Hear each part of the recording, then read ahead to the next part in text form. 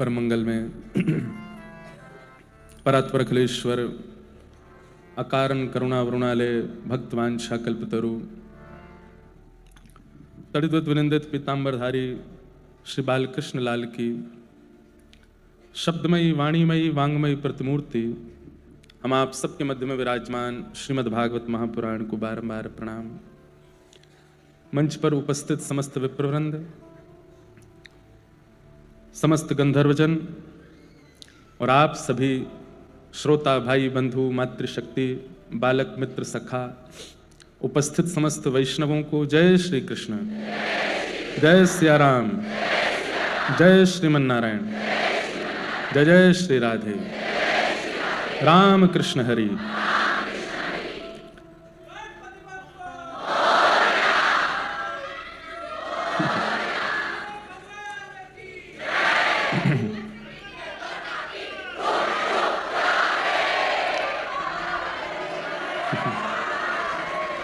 वाह भैया, आप लोग इतने उत्साह में रहते हैं, बस कथा करने की और आप में कमी रहेगी, नहीं तो वो भी आप ही कर दो। कीर्तन आप कर लेते हैं, जय जयकार आप कर लेते हैं, नृत्य आप कर लेते हैं, स्वरूप तिलक आप कर लेते हैं, एकादशी आप कर लेते हैं, नाम जप आपसे हो जाता है, सब तो आप कर ही लेते हैं, बस कथा करने की जिम्मेवारी हमको दे रखी है। लेकिन आपके उत्साह को हम प्रणाम करते हैं, बस यही आवश्यक है भक्ति मार्ग में। आप सबको बहुत बहुत प्रणाम, बहुत बहुत जय श्री कृष्ण, जय सिया राम। खूब भाव से आप लोग कथा श्रवण कर रहे हैं। आज तृतीय दिवस की कथा है। अब स्थान तो हम बदल नहीं सकते, स्थान तो यही रहेगा, लेकिन अब आप लोगों को रात रात भर थोड़ा कैलोरीज अपनी घटाओ, ताकि जितनी जगह में आप बैठते हैं दो बैठ सकें। कई लोग तो आप में ऐसे हैं जो केवल हड्डियों पे ही जी रहे हैं, वो कहेंगे महाराज जी और कितनी घटाएं बताओ। लेकिन ये आप सबका उत्साह, प्रेम भाव और ठाकुर जी के प्रति जो ये लगन है, ये अद्भुत है।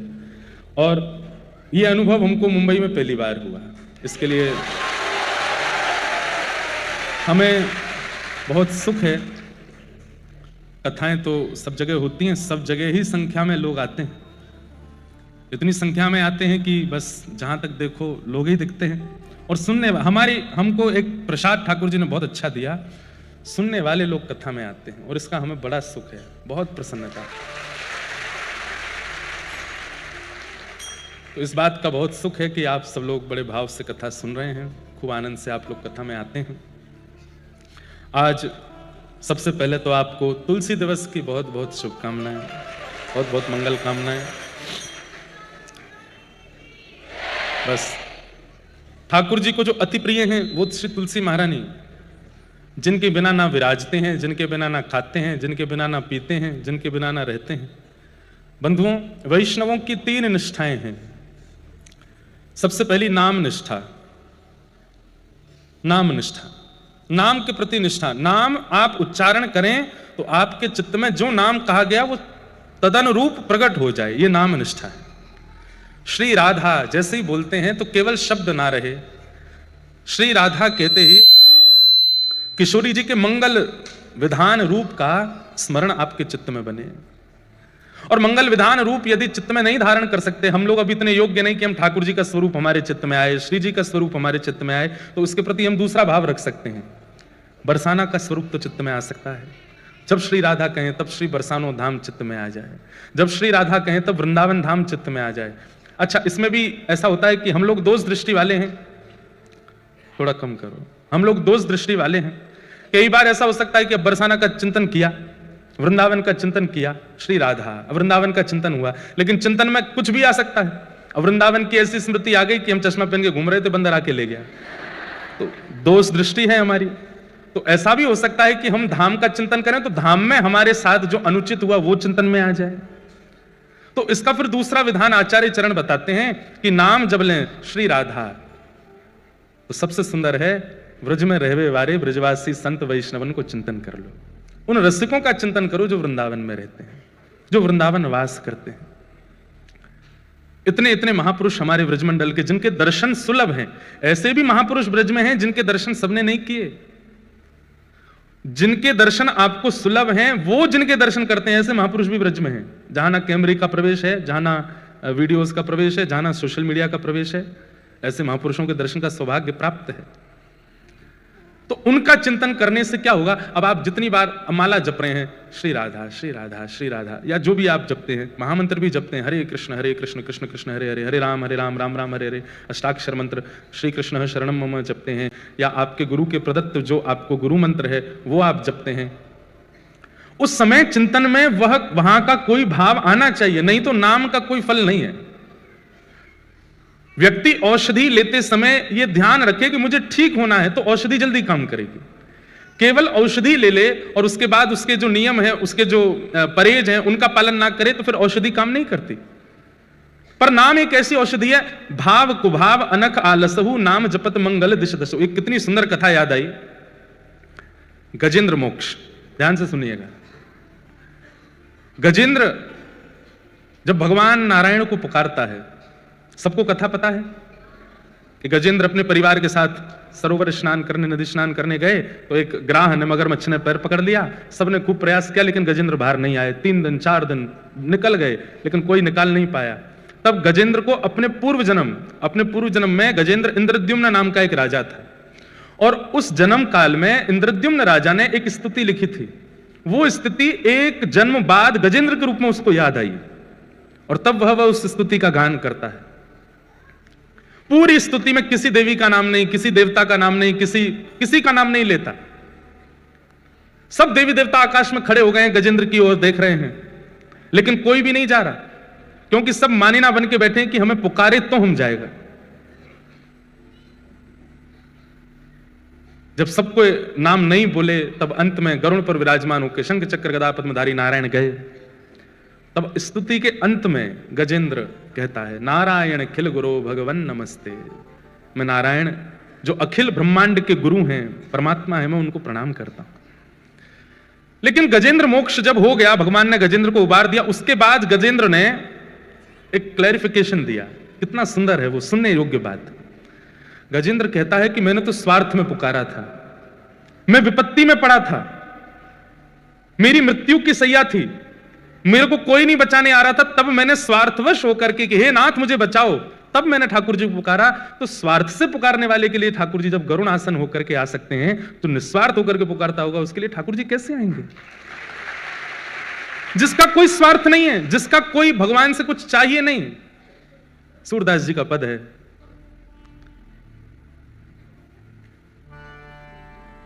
जैसे राखो तैसे रहूं, जैसे राखो तैसे रहूं, जानत हो सुख दुख सब जन के, जानत हो सुख दुख। गाओ, कठिन थोड़ा ही है। जानत हो सुख दुख सब जन के, जानत हो सुख दुख सब। आप सब जानते हैं नाथ, तो फिर मैं क्यों कहूं? मुख से कछु न कहूं, मुख से कछु न रहूं, जैसे राखो तैसे रहूं, जैसे राखो तैसे।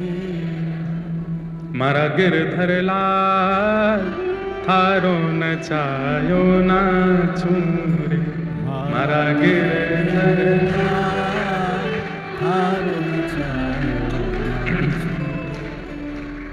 जा रंगरा कपड़ा पहरावे, वैसो ही स्वांग बनाऊं, जा रंगरा कपड़ा पहरावे, वैसो ही स्वांग बनाऊं, जैसो बोल बुलावे मुख सो, जैसो बोल बुलावे मुख, मैं तैसी बात सुनाऊं सुनाऊं, मारा गिरधर लाल थारो नचायो नाचूं, मारा गिरधर लाल थारो। भक्ति का असली स्वरूप है ये। आपको चंग आती है कीर्तन में नृत्य करने की, अच्छा लगता है भजन, वो एक अलग बात है, परंतु भक्ति का मूल रूप यही है। हमारी इतनी भी इच्छा नहीं है, हमारा इतना भी भाव नहीं है, हमारा इतना भी श्रेय नहीं है, सब कुछ ठाकुर जी पर अर्पित है।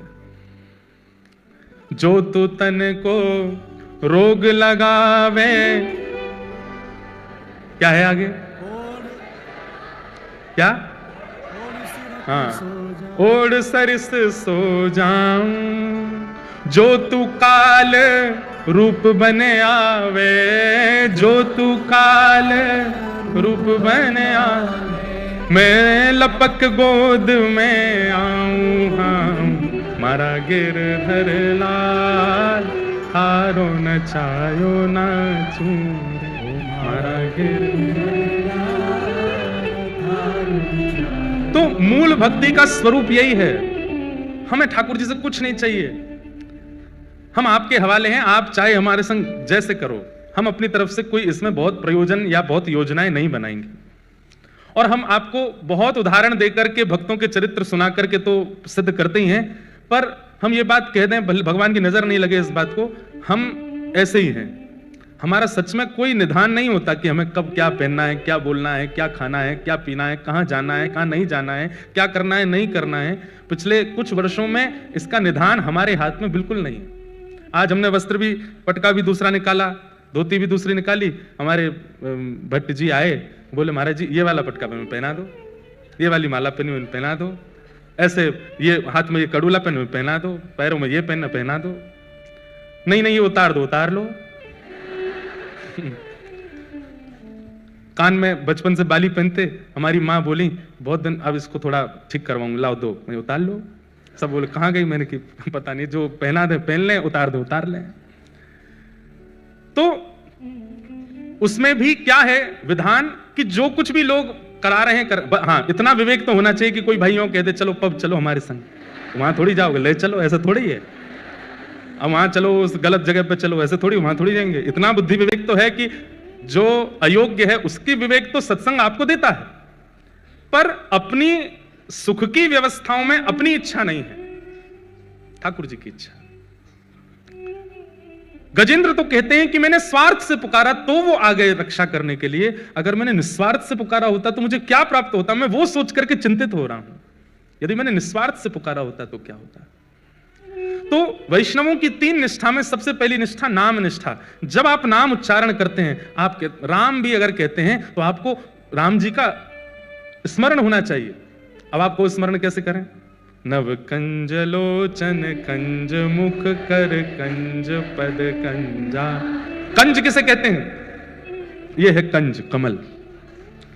जिनके कमल जैसे नेत्र हैं, जिनके कमल जैसा मुख है, जिनके कमल जैसे हाथ हैं, जिनके कमल जैसे पैर हैं, जिनके कमल जैसा सर्वांगीण अंग है, ऐसे प्रभु श्री राम। अब आप चिंतन करो, देखो कितनी सुंदर झांकी। ठाकुर जी हैं नील वर्ण के और आंखें कैसी हैं? कमल जैसी। तो जैसे मानो नील सरोवर में 2 कमल रखे हैं। ठाकुर जी के हाथ कैसे हैं? कमल जैसे, मानो नील वर्ण में 2 कमल यहां। चरण कैसे हैं? कमल जैसे। हम लोगों का एक स्वभाव है, संसार के विषय का चिंतन हम बहुत जल्दी कर लेते हैं, लेकिन भक्ति में चिंतन हमसे बनता नहीं। अभी कोई आपको उठ पटांग चीजों का चिंतन करावे, विषय भावनाओं का चिंतन करावे, कोई गलत बात मंच से करने लग जाए, तो गंदी बात करने लग जाए, आप 2 मिनट में आपकी सारी इंद्रियां एक्टिव हो जाएंगी उसके लिए। लेकिन भक्ति भाव में लगाना पड़ता है, चिंतन करना पड़ता है, सोचना पड़ता है, चिंता करनी, कैसे बनेगा, कैसे बनेगा, क्यों नहीं बन रहा है? क्योंकि हमारा स्वभाव उस तरफ नहीं है, हमारी चित्तवृत्ति उस तरफ नहीं है। हमारी चित्तवृत्ति काम भोग की ओर है, तो वहां का चिंतन 2 मिनट में। गलत गाने सुन लेते हैं, गलत दृश्य देख लेते हैं, 2 मिनट में सब कुछ करना भी नहीं पड़ता, तो भी हमारी इंद्रियां सब सजग हो जाती हैं। और यहां इतनी कथाएं सुनने के बाद, नाम जप करने के बाद भी ठाकुर जी के प्रति चिंतन नहीं बन पाता। इसलिए प्रयास कीजिए, जब जब नाम उच्चारण करो तब तब या तो नामी का या नामी के धाम का चिंतन करो। जितनी बार नाम उच्चारण हो, वृंदावन का स्मरण हो, ब्रजवासियों का स्मरण हो, रसिकों का स्मरण हो, संतों का स्मरण हो, जितनी बार राम नाम उच्चारण करो। हमारे वृंदावन में एक बाबा रहते थे, उपासक थे राम जी के, रहते थे वृंदावन में। और जब बिहारी जी का दर्शन करते थे तो कहते जय हो अवध बिहारी लाल की। ब्रजवासी कहते बाबा काय हो, बावड़ा है, वृंदावन बिहारी लाल है, अवध बिहारी बोले। राधा वल्लभ जी के पास जाते तो राधा वल्लभ जी के पास जय हो जानकी वल्लभ लाल की जय हो। राधा रमण जी का दर्शन करने जाते जय हो जानकी रमण लाल की जय हो। सब ब्रजवासी कहते बाबा तेरी कैसी बुद्धि। यमुना जी में जाते जय हो सरजू मैया को जल कितना सुंदर है।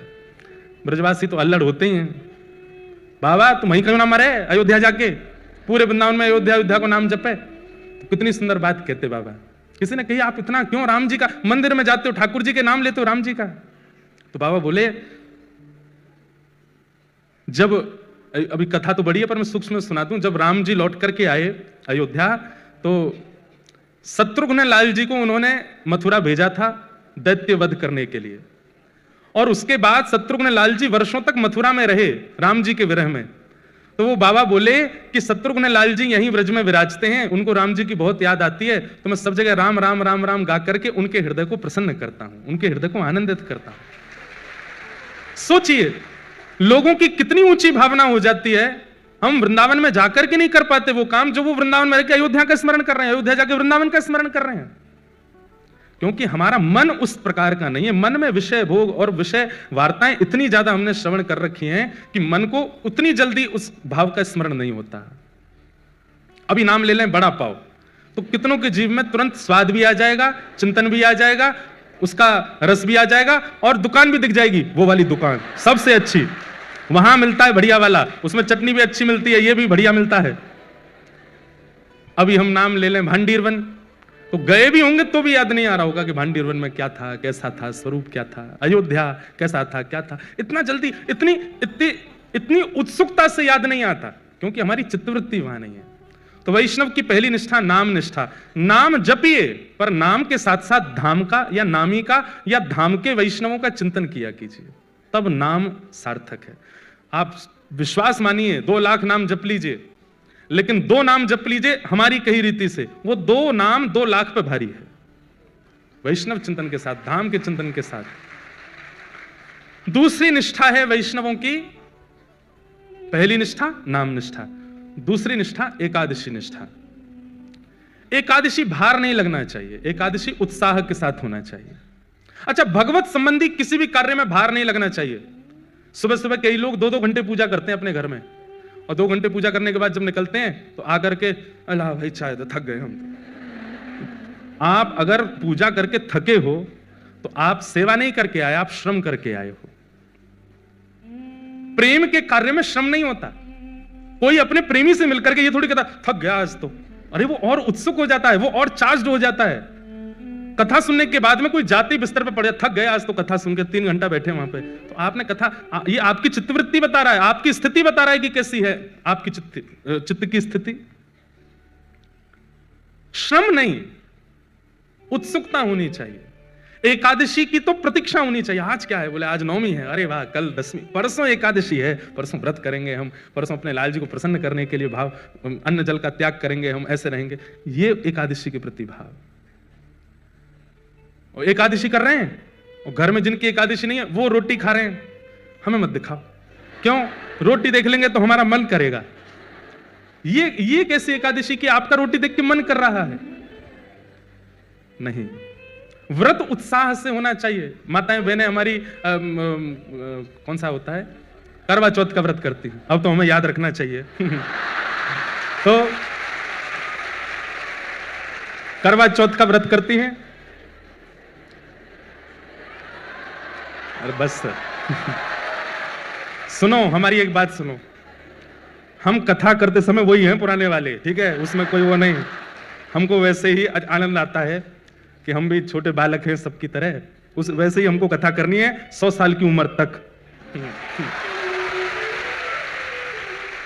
तो सुनो, बात तो सुनो पूरी। अब माताएं बहनें व्रत करती हैं, अब उस व्रत में कई माताएं बहनें जो हैं वो तड़प सी रही होती हैं कि कब निकलेगा चंद्रमा, कब निकलेगा। उस दिन जैसी चंद्रमा की आराधना, कभी कई कई जगहों पे बादल आ जाते। इस बार हम करवा चौथ वाले दिन बद्रीनाथ में थे, तो वहां पे 2-4 माताएं थी, वो भी बोले महाराज जी बादल आ गए। वहां तो बादल क्या, पहाड़ आ गए, पहाड़ के पीछे चंद्रमा है। तो बेचारे वीडियो कॉल करके जहां चंद्रमा दिख रहा है, बोले हमको वहीं से दिखाओ। व्रत का मतलब, अब वहां व्रत का जो भाव है वो नष्ट हो रहा है कि आप तोड़ना चाह रहे हो। व्रत का मतलब क्या होता है? व्रत एक प्रकार का संकल्प है। आपने अपने प्रियतम के लिए, अपने प्रिय के लिए आज अन्न जल का त्याग किया है, उसमें उत्साह नहीं है तो वो व्रत श्रेष्ठ नहीं। एकादशी वैष्णवों की करवा चौथ है, हर महीने आती है। जितने तिलकधारी, जितने कृष्ण प्रेमी, जितने वैष्णव हैं, उन सबकी करवा चौथ है एकादशी। और करवा चौथ सौभाग्य से रखती है माताएं अपने पति की दीर्घायु के लिए। ऐसे ही वैष्णव जन अपने लाल जी के, अपने प्रिया प्रियतम के सुख के लिए, कि वो राजी रहें। देखो होता क्या है, अन्न नहीं खाते ना जब हम, तो हमारी एक दिन की आयु बढ़ती है। व्रत 2 ही होते हैं, अन्न व्रत और मौन व्रत। ये 2 ही हमारी जीवन को घटाते हैं। जितना अन्न खाओगे उतनी जल्दी आपका जीवन कम होगा, जितना बोलोगे उतनी जल्दी आपका जीवन घटेगा। इसलिए कम बोलो, कम खाओ, जीवन बढ़ेगा। इसलिए ये 2 व्रत बताए हमारे शास्त्रों में, विषय हैं तो बहुत सारे, पर ये विशेष हैं, अन्न व्रत और मौन व्रत। तो व्रत करने से क्या होता है, आपकी आयु एक दिन की बढ़ जाती है। एक दिन आपने अन्न नहीं खाया तो एक दिन की आयु आपकी बढ़ गई। वैष्णव क्या करते हैं, ठाकुर जी हमने अपना जीवन आपको दे दिया, हमने अपना सर्वस्व आपको दे दिया, हमने अपना समय आपको दे दिया, पर हम जो भी कुछ देते हैं आपको, उसमें हमें कोई प्रमाणिकता नहीं कि आपको मिला कि नहीं, पर आज हम अन्न छोड़ करके जो एक दिन की आयु हमारी बढ़ी है वो भी हम आपको प्रदान करते हैं, आपके चरणों में अर्पित करते हैं कि आप स्वीकार करो। हमारा 80 वर्ष का जीवन है, 90 वर्ष का जीवन है, 60 वर्ष का जीवन, पता नहीं, पर उस 60 वर्ष के 80 वर्ष के जीवन में हम जितने दिन एकादशी करते हैं उत्साह से, उतने दिन ठाकुर जी के पास पक्के रूप से हमको जाने को मिलेगा ही मिलेगा। उतने दिन तो ठाकुर जी अपने निकुंज में रखेंगे ही रखेंगे। इसलिए वैष्णवों की दूसरी निष्ठा क्या है, एकादशी निष्ठा। और वैष्णवों की तीसरी निष्ठा का नाम है तुलसी निष्ठा। आज तुलसी दिवस है, पूरा विश्व अलग दिवस बना रहा है, पर हम वैष्णवों के लिए आज तुलसी दिवस है। बंधुओं, प्रत्यक्ष रूप से, मैंने पहले भी कथा में कहा, भाई लोगों को ठाकुर जी की सेवा बड़ी निपुणता से करनी चाहिए। पर ठाकुर जी की सेवा में, शालिग्राम जी की सेवा में भी कई बार माताओं को निषेध बताया गया, और भी कई भावों में। माताओं के लिए तो तुलसी सेवा, तुलसी की सेवा करो। जिस घर में तुलसी जी हरी भरी रहती हैं, जिस घर की तुलसी जी देख करके बस आनंद आ जाए, घनी तुलसी घर के द्वार पर लगी हैं, उस घर में कभी यमराज नहीं आते। उस घर के किसी भी व्यक्ति को यमलोक नहीं जाना पड़ता। सबसे पहला प्रमाण तो यही है। और भैया सबसे बड़ी बात, आप लोग गूगल मैप पर एड्रेस डालते हो, गाड़ी आपकी वहां पहुंचा देती है। ठीक वैसे ही ठाकुर जी का जो गूगल मैप है उसमें केवल यही डालते हैं किन किन घरों में तुलसी है, वहां के डायरेक्शन बताओ, वहां की दिशाएं बताओ। तो जिस घर में तुलसी, उसी घर में ठाकुर जी का आगमन होता है, उसी घर में वैष्णवों का। हनुमान जी गए लंका, और लंका में जाकर के जब पूरा लंका का दर्शन कर, तभी उन्होंने देखा एक तुलसी का वन। यहां कहां सज्जन कर वासा, ये लंका निश्चरों की भूमि, यहां पे सज्जन कौन रहता? बताइए, तुलसी से ये प्रमाण मिल गया कि कोई सज्जन है।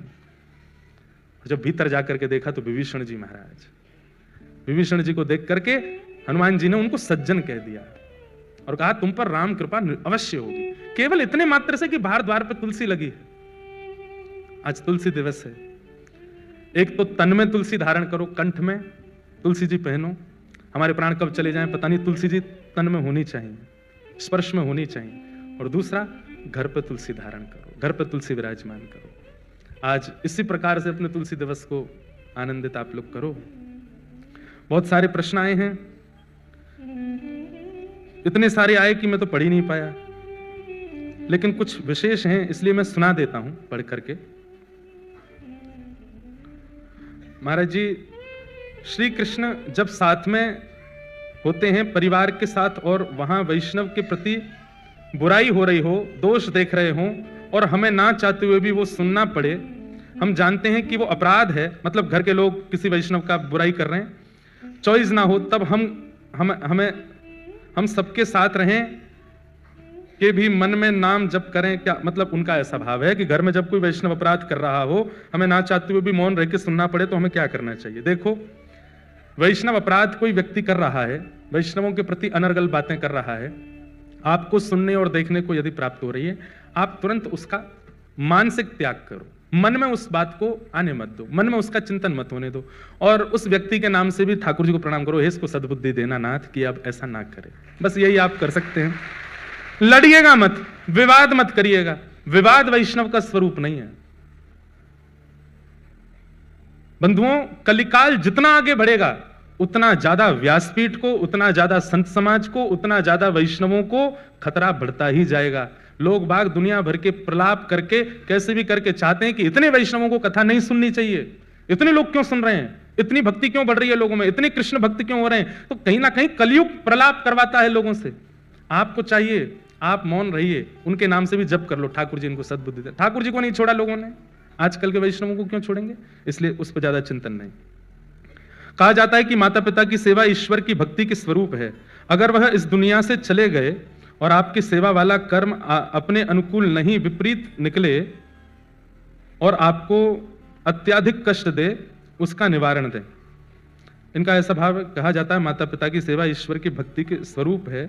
अगर वह इस दुनिया से चले गए और आपके सेवा वाला कर्म आपके अनुकूल नहीं, विपरीत निकले तो आपको अत्यधिक कष्ट दे, उसका निवारण दें। यदि आपके अपने ही आपको सबसे ज्यादा कष्ट दें और आपको जीना भी दुर्बल कर दें, तो इसके प्रति क्या करना चाहिए। प्रहलाद जी महाराज का चिंतन करो, जहां पिता ही हिरण्यकश्यप हैं, पिता ही मारते हैं, पिता ही मरवाने की आज्ञा देते हैं, ऐसी स्थिति में भी प्रहलाद जी महाराज। बंधुओं, एक चीज सीखिएगा, भक्ति परिस्थिति के अनुकूल विचलित नहीं होने देती। परिस्थिति में चाहे पति, चाहे पत्नी, चाहे माता पिता, चाहे अंतरंग व्यक्ति भी आपके विपरीत हो जाए, तो भी अगर आप भक्त हैं तो आप विचलित नहीं होंगे। प्रहलाद जी महाराज से सीखो। प्रहलाद जी महाराज प्रसन्न, प्रहलाद जी ने नृसिंह भगवान को इसलिए प्रकट कर दिया क्योंकि इतने समस्त प्रलापों में भी एक बार भी अपने पिता को दोष दृष्टि से नहीं देखा। अब एक कथा सुनाते हैं। हमारे पांडुरंग भगवान के अनेक भक्त हुए, उनमें से एक भक्त हुई सक्कूबाई।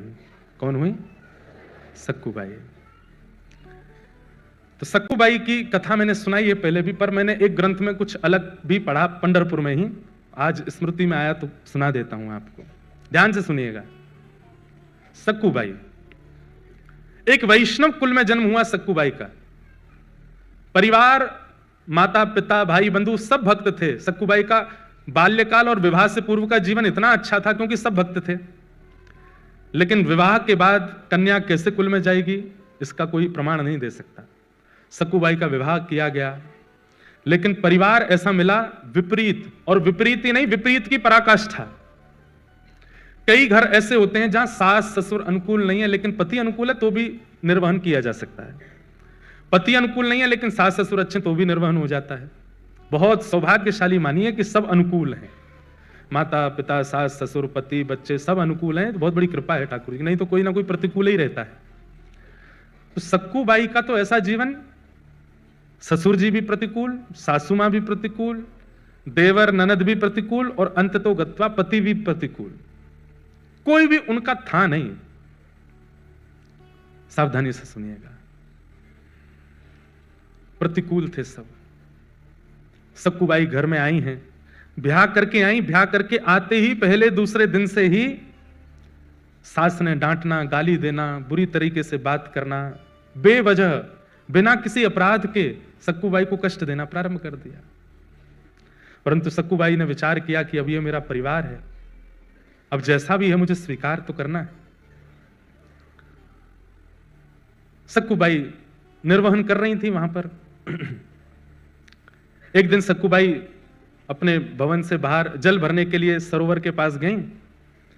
तभी जय जय राम कृष्ण हरि, जय जय राम कृष्ण हरि, राम कृष्ण हरि कीर्तन करते हुए वारकरी वारी जा रही थी पंढरपुर। वारी समझते हैं, जाती है ना, आषाढ़ी एकादशी पर वारी जाती है।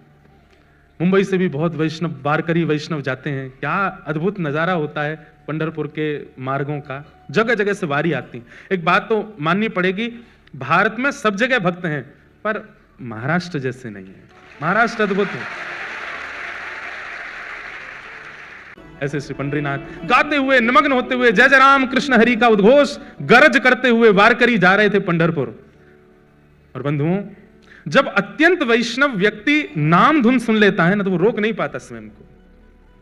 जैसे व्यसनी व्यक्ति को व्यसन की वस्तु दिख जाए तो उसकी जीभ में पानी आता, वो भागता है उस व्यसन वस्तु की ओर। ऐसे ही भक्त जो होते हैं नाम के व्यसनी होते हैं, कथा के व्यसनी होते हैं। कथा के व्यसनी हैं आप सब लोग। आज मुझे बता रहे, बोले महाराज जी योगी सभागृह की गिरिराज जी जैसी परिक्रमा लग रही है, यूं लाइन है, ऐसे लाइन, इतनी लंबी लाइन, उधर से लाइन।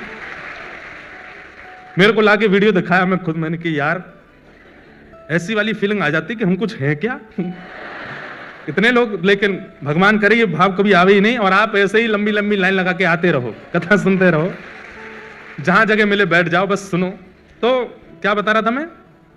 तो व्यसनी होते हैं वैष्णव, कथा सुनने के व्यसनी होते हैं, नाम सुनने के व्यसनी होते हैं।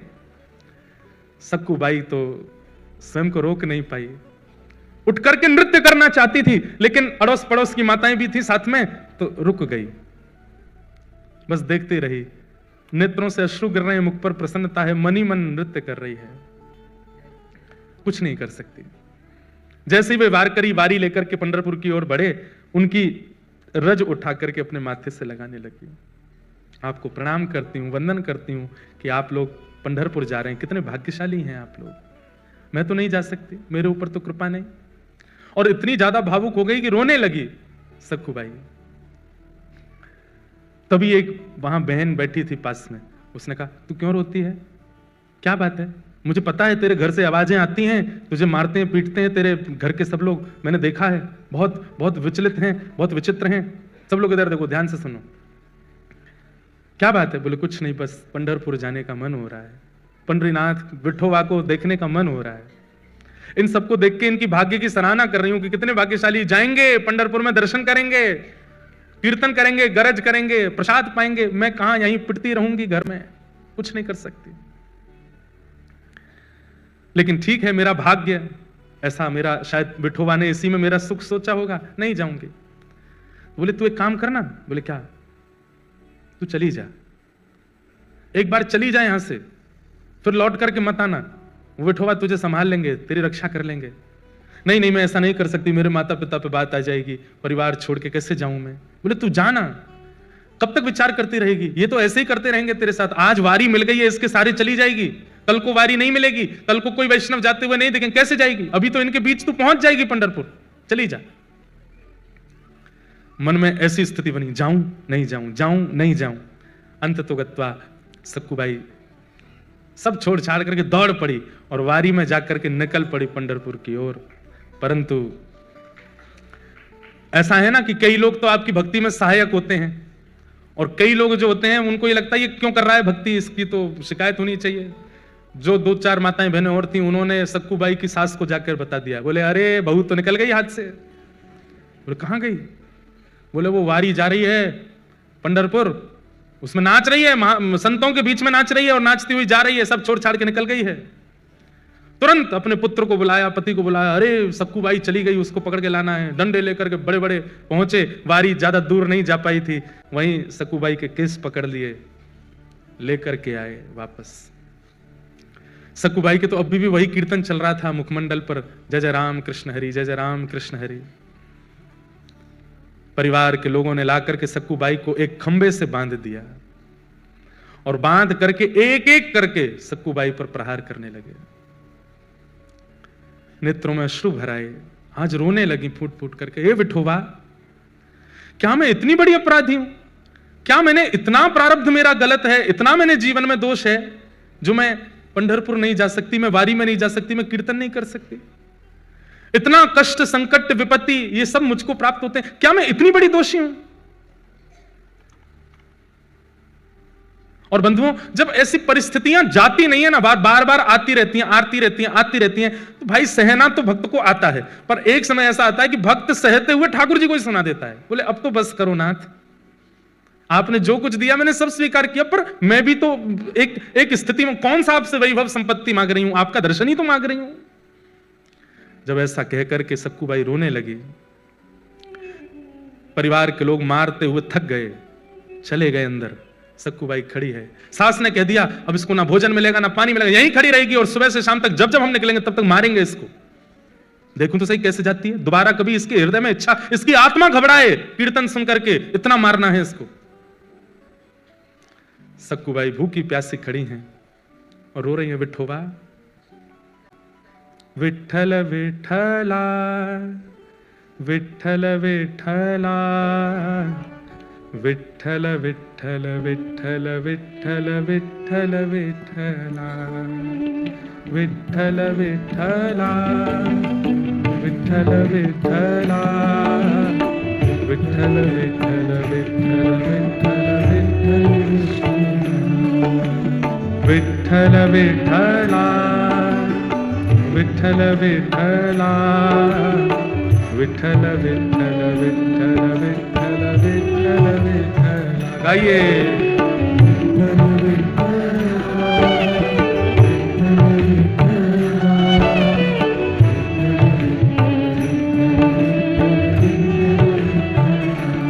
सक्कूबाई गा रही है और इतने में ही एक गांव की ही जो जैसे नवारी साड़ी पहनते हैं ना यहाँ महाराष्ट्र में, लांग लगा करके माताएं ऐसे तैयार होती हैं, गजरा वजरा पहन करके, बिल्कुल ऐसी नवारी साड़ी पहन करके सांवली सी एक सखी, स्वयं पंडरीनाथ भगवान एक सखी बन करके आए और आकर के सक्कूबाई के पास खड़े हो गए, नेत्र बंद करके अश्रु प्रवाह करती हुई गा रही है।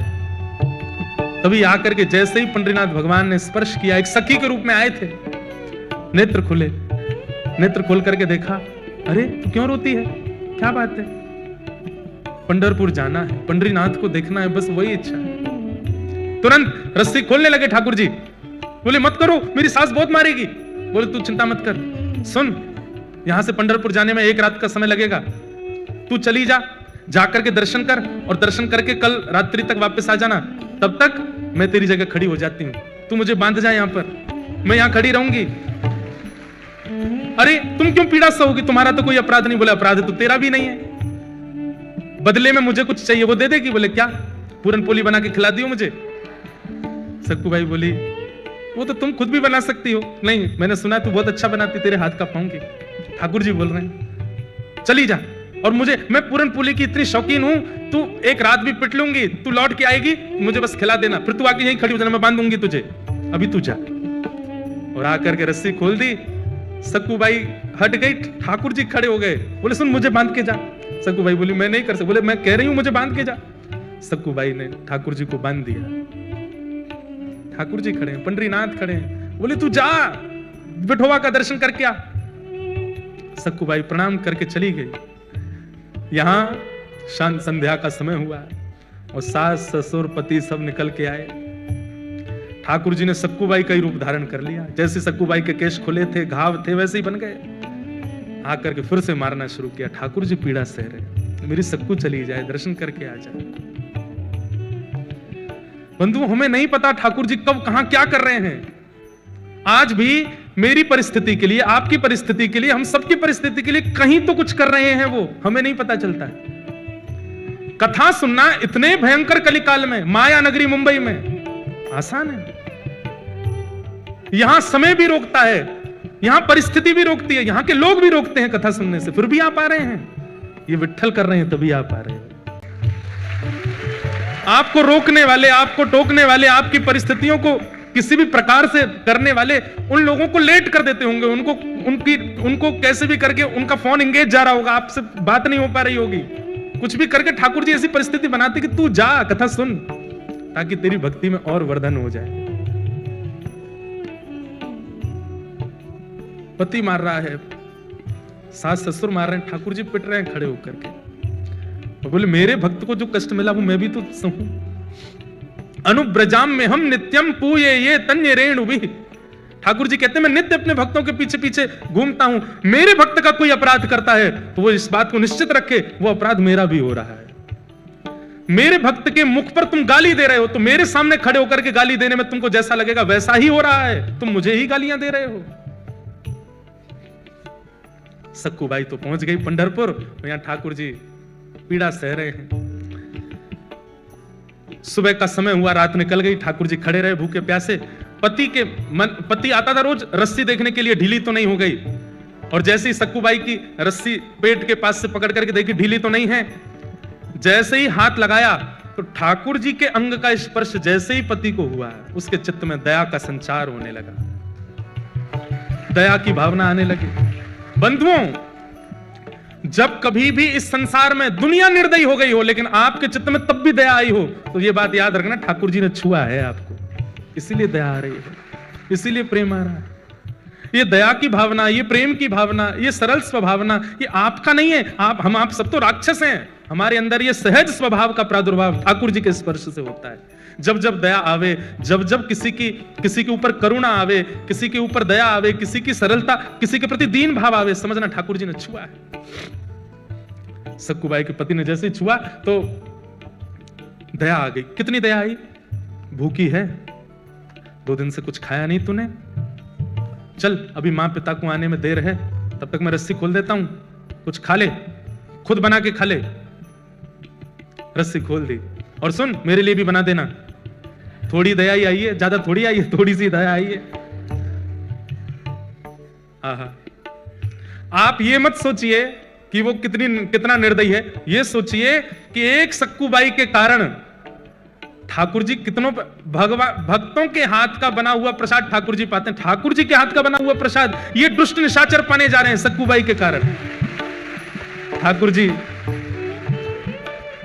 आटा लेकर के आए हैं, और जो जो सामग्री होती है पूरनपोली में सब ठाकुर जी व्यवस्थित कर रहे हैं। अपने हाथ से आटा मार रहे हैं, उसके अंदर वो जो मीठा मीठा सामग्री होती है उसको धर रहे हैं, बेल रहे हैं अपने हाथ से, कोमल हाथों से। ठाकुर जी ऊपर वैकुंठ में बैठी लक्ष्मी रो रही है ठाकुर जी को देख के। ये कैसा सौभाग्य, एक भक्त के लिए ठाकुर जी कितना करते हैं। अभी बंधुओं जनाबाई का प्रसंग नहीं आया, नहीं तो नेत्रों के अश्रु रुकेंगे नहीं। ये पंडरीनाथ भगवान की ऐसी ऐसी लीलाएं हैं कि मैं क्या सुनाऊं आपको। अपने हाथ से पूरनपोली बना रहे हैं, और कहां परमात्मा सबसे पहले आरोगते हैं, लेकिन आज भक्त के परिवारियों को पवा रहे हैं, उसके पति को पवा रहे हैं, उसकी माता बहन को पवा रहे हैं, उसके सास ससुर को पवा रहे हैं। उसके बाद पति कहता है तू भी पा ले। अंत में ठाकुर जी स्वयं पा रहे, आधा कोर पाया, पूरा पा भी नहीं पाए। किसी ने पूछा ठाकुर जी आप क्यों नहीं पा रहे हो? अपने हाथ का बनाया आज तक नहीं पाया, सदा भक्तों के हाथ का ही पाया है, स्वाद नहीं आ रहा है।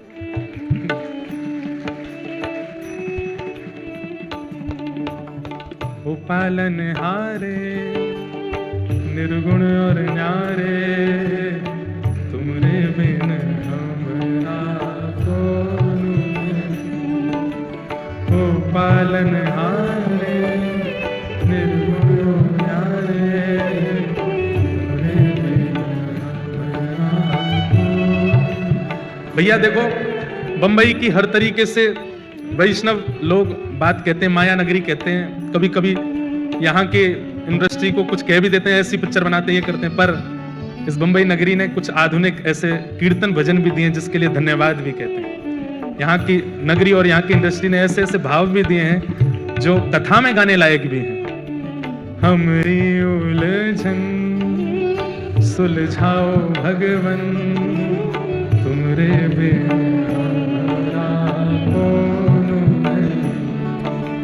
हमरी उलझन सुलझाओ भगवन, तुमरे बिन हमरा। पूरनपोली पवादी ठाकुर जी ने स्वयं पाली। पति ने कहा चल आजा, दोबारा खड़ी हो। खड़े हो गए ठाकुर जी, फिर से बांध दिया, फिर से मारना शुरू किया।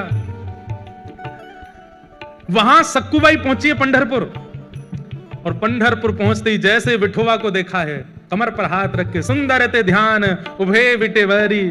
आहा, ऐसा सुंदर जिनका ध्यान है, उनका प्रत्यक्ष दर्शन करके सक्कूबाई तो मंत्रमुग्ध हो गई। ठाकुर जी के चरणों को स्पर्श करके, हृदय से लगा करके दर्शन करके इतनी आनंदित हो गई। अब जैसे ही बाहर निकलने लगी, सक्कूबाई तो भूल गई कि मेरा परिवार है, मेरा घर है, मेरा पति है, मेरी सास है, कौन, सब भूल गई।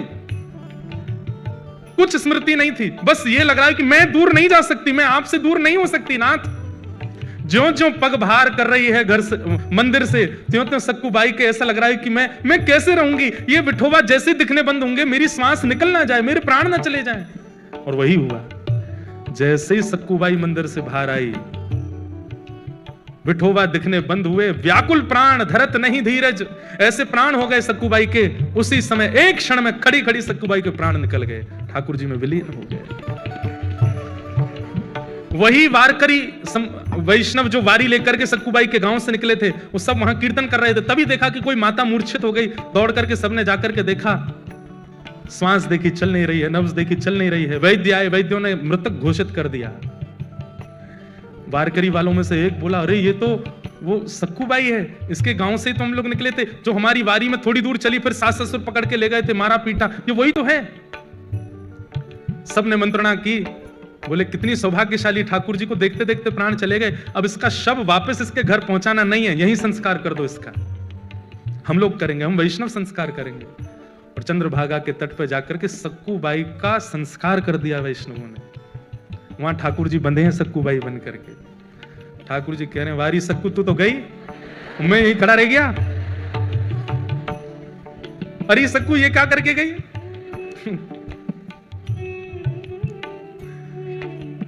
तब रुक्मणी जी को चिंता हुई कि सक्कू तो वैकुंठ पहुंच गई, ठाकुर जी मत सक्कू बने खड़े हैं। तब ठाकुर जी से कहा, नाथ ये मैं बहुत सह रही हूं, आप इतना कुछ वहां सह रहे हैं, मैं देख के मेरे को व्याकुलता हो रही है, अब नहीं होगा ये काम, अब कुछ करिए। बोले क्या करूं, सक्कू तो गई, मेरे को यहां रहना ही पड़ेगा। बोले नहीं नहीं नहीं, कुछ तो करो। तो ठाकुर जी गए पंडरीनाथ भगवान चंद्रभागा जी के तट पर, और सक्कूबाई की चिता की जो राख थी, उस राख से सक्कूबाई का स्वरूप बना करके पुनर् उनको जीवित कर दिया। और जीवित करके कहा, अरे सक्कू, बोली मुझे क्यों आपने वापस इस संसार में बुला लिया? ठाकुर जी बोले, मैं बंधा हूं वहां पे। बोले वहां जा। नाथ उस नरक में मैं कैसे जाऊं? बोले कुछ नहीं, इतने दिन मेरा संग किया, मेरे हाथ की बनी पूर्ण पोली खाई है उन्होंने, अब मेरा तो वहां पर पदार्पण हो चुका है, मेरे हाथ में मुझे जो करना था कर लिया। अब तेरे चरण दोबारा जब वहां पड़ेंगे, अब तू परम भक्ता हो गई है, तेरे चरण पड़ते वो शुद्ध हो जाएंगे, अब तू वापस जा। और वापस जाकर के वहां पर व्यवस्थित हो। सक्कूबाई अर्धरात्रि के समय पहुंची, ठाकुर जी वहां सक्कूबाई बने खड़े थे, उनको मुक्त किया। मुक्त करके ठाकुर जी तो अंतर ध्यान हो गए, कृपा करके सक्कूबाई वहां आकर के खड़ी हो गई। आज सुबह उठते ही पता नहीं क्या, सास ने रात में स्वप्न में कुछ देखा, पति को कुछ हुआ, सब ने आकर के सक्कूबाई को खोल दिया। तो सक्कूबाई तो ठाकुर जी तो जा चुके, सक्कूबाई आ गई। सबने कहा, सक्कू अब हमें लगता हमें तुझे बहुत पीड़ा दी, बहुत तुझ पर अत्याचार किया, अब तू हमारी है, तू हमारे साथ प्रेम से रह। लेकिन अभी भी थोड़ा रोष और क्रोध तो उनके मन में था ही, तो थोड़ा इतनी ज्यादा दयावंत तो हुए नहीं। लेकिन अब घटना क्या घटी, वो जो वारकरी वैष्णव जिन्होंने संस्कार किया था सक्कूबाई का, तो सक्कूबाई के वस्त्र और आभूषण वो लेकर के बोले वो घर पे दे चलते हैं, और थोड़ी सी अस्थियां भी ले ली थी। बोले उसको पति को कह देंगे नदी में बहा देना। यहां सक्कूबाई झाड़ू लगा रही थी घर में। जैसे ही वो वारकरी वैष्णव आए, घर में प्रवेश करती पहला तो मूर्छित ही हो गया। दूसरा बोला क्या हुआ क्या हुआ? बोले देख भूत। भीतर देखा तो सक्कूबाई झाड़ू लगा रही है। इतने में सास ससुर सब आए, बोले अरे इतने सारे ये वारकरी यहां कैसे? बोले हमें समझ नहीं आ रहा ये हुआ क्या है। बोले क्यों? तो वस्त्र दिखाए तो सक्कू के वस्त्र, वही वस्त्र वही आभूषण वो जो पहनती थी वो सब कुछ था। और बोले ये क्या है? बोले मटके में अस्थियां हैं। बोले किसकी? बोले इनकी। सब अस्त व्यस्त हो गए। तो फिर सक्कूबाई ने पूरी कहानी बताई। बोले कि मैं तो यहां थी नहीं, मैं तो पंढरपुर में थी, ठाकुर जी का दर्शन करने के लिए गई थी, वहीं मेरे प्राण चले गए, तो आप सबने मेरा संस्कार कर दिया, तो फिर तुम दोबारा जीवित कैसे हुई? बोले कि मैं गई पंढरपुर और मेरे पीछे से पूछो ये लोग क्या कर रहे थे। बोले आप लोग क्या? बोले हम तो सक्कू को रोज मारते थे, उससे पूरन पोली बनवाते थे। बोले सक्कू तो पंढरपुर में थी, तो यहां किसको मार रहे थे? तब सक्कूबाई के नेत्र सजल हो गए। बोले पंडरीनाथ खड़े थे यहां पर, वही कर रहे थे सब। ये सुनते ही परिवार के लोग तो घुटनों पर बैठ गए, रोने लगे। बोले हमने ठाकुर जी को मारा, हमने ठाकुर जी से पूरन पोली बनवाई, हमने ठाकुर जी से सेवा करवाई। सब देख करके आश्चर्यचकित हो गए। बोले अब क्या करें? बोले बस अब सब छोड़ो, जिन्होंने हमारे लिए इतना कुछ किया, अब उन्हीं के नगर में चलो। और सब छोड़ करके श्री सक्कूबाई अपने पूरे परिवार के सहित पंढरपुर चली गई और श्री पंडरीनाथ भगवान के चरणों में विराजमान होकर के अपना शेष जीवन वहीं व्यतीत कर दिया। तो ये जितने प्रश्न आपके आए हैं, विपरीत हैं, आदि हैं, इसमें एक बात आपने नोट की, आप उनमें भी दोष मत देखो। ये बात करने में बहुत कठिन है, पर अगर कर लोगे तभी तो सक्कू बन पाओगे, तभी तो प्रहलाद बन पाओगे, तभी तो ध्रुव बन पाओगे। नहीं कर पाओगे तो फिर आप रमेश हरेश जो भी हो वो रह जाओगे। ये करना पड़ेगा कि आपको उनमें दोष ना दिखे, आपको उनमें कमियां ना लगे।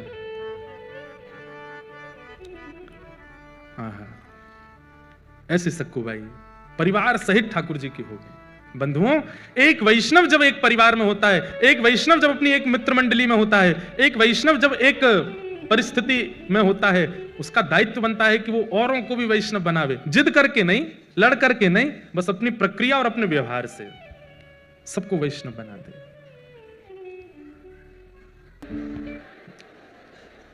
ऐसी स्थिति बन जाए कि दोष दृष्टि प्रकट ही नहीं हो रही। विराज जो सबके लेंगे, सब जो जो बना के लाए हो सब ले लेंगे भाई, नेक बैठो।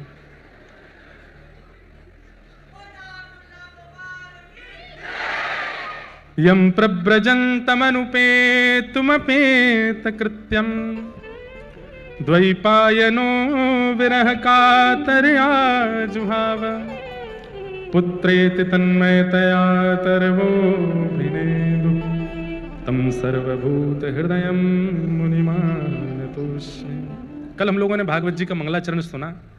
तत्पश्चात 88,000 सौनकादि ऋषि बैठे हैं और सूत जी महाराज से उन्होंने 6 प्रश्न किए हैं। और ये 6 प्रश्न कौन कौन से हैं, ध्यान से सुनना।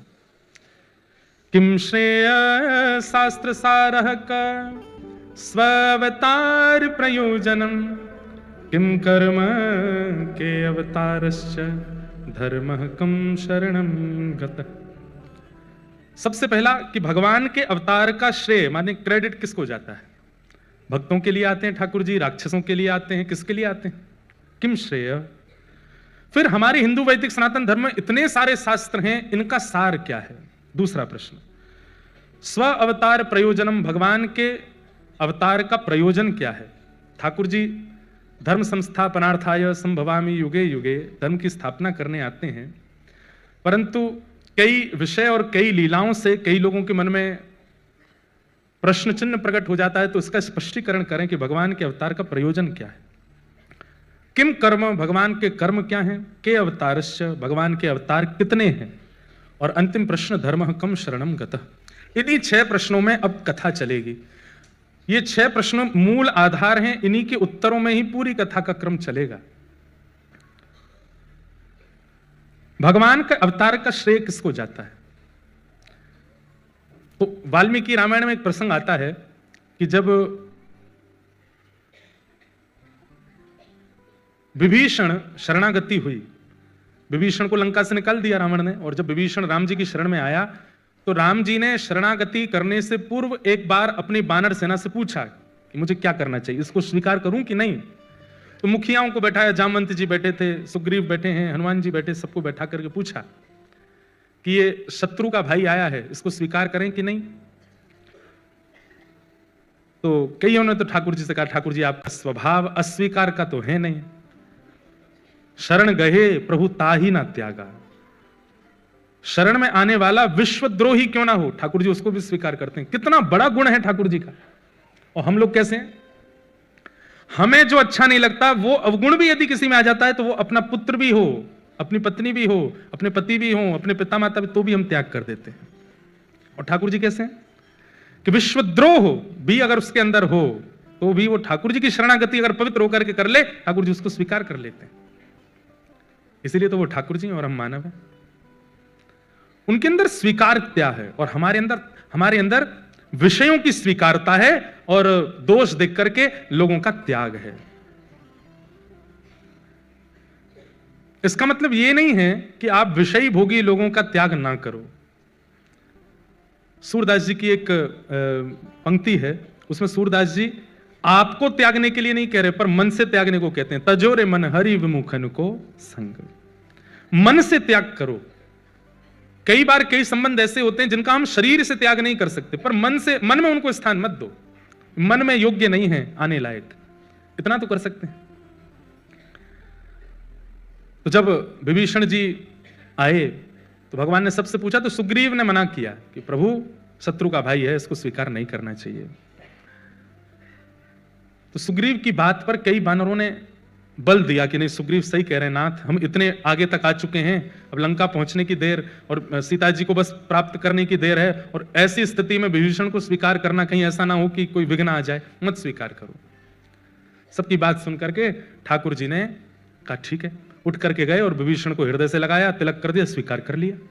तो ये बात सुग्रीव को अच्छी नहीं लगी, और कहते हैं कि सुग्रीव ने उस समय मन बना लिया और मन में सोचने लगा, अब ये अकेले सीता जी को ले आवे, मैं तो इनका साथ नहीं दूंगा।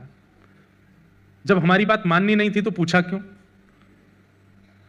तो ठाकुर जी तो मन की बात जानते हैं। तुरंत सुग्रीव को बुला करके भगवान बोले क्या सोच रहे हो मन में? सुग्रीव बोले नहीं कुछ नहीं। बोले तुम क्या बोलते हो, हमको पता नहीं। लेकिन सुग्रीव हम तुमको एक बात स्पष्ट कर दें। बोले क्या? तुम्हें क्या लगता है हम रावण से युद्ध करने के लिए यहां आए हैं? जितनी देर में लक्ष्मण जी अपनी पलक झपकाते हैं ना, इससे भी कम समय में वैकुंठ में बैठे बैठे रावण का वध कर सकता हूं मैं। और वध तो बाद की बात, अगर मैं ना चाहूं तो रावण का जन्म ही नहीं होगा। मैं चाहता हूं इसीलिए सब हो रहा है। तो ये मत सोचो कि तुम्हारा संग मिलेगा, बानर सेना मिलेगी, तुम लोग आओगे तो ही रावण मरेगा।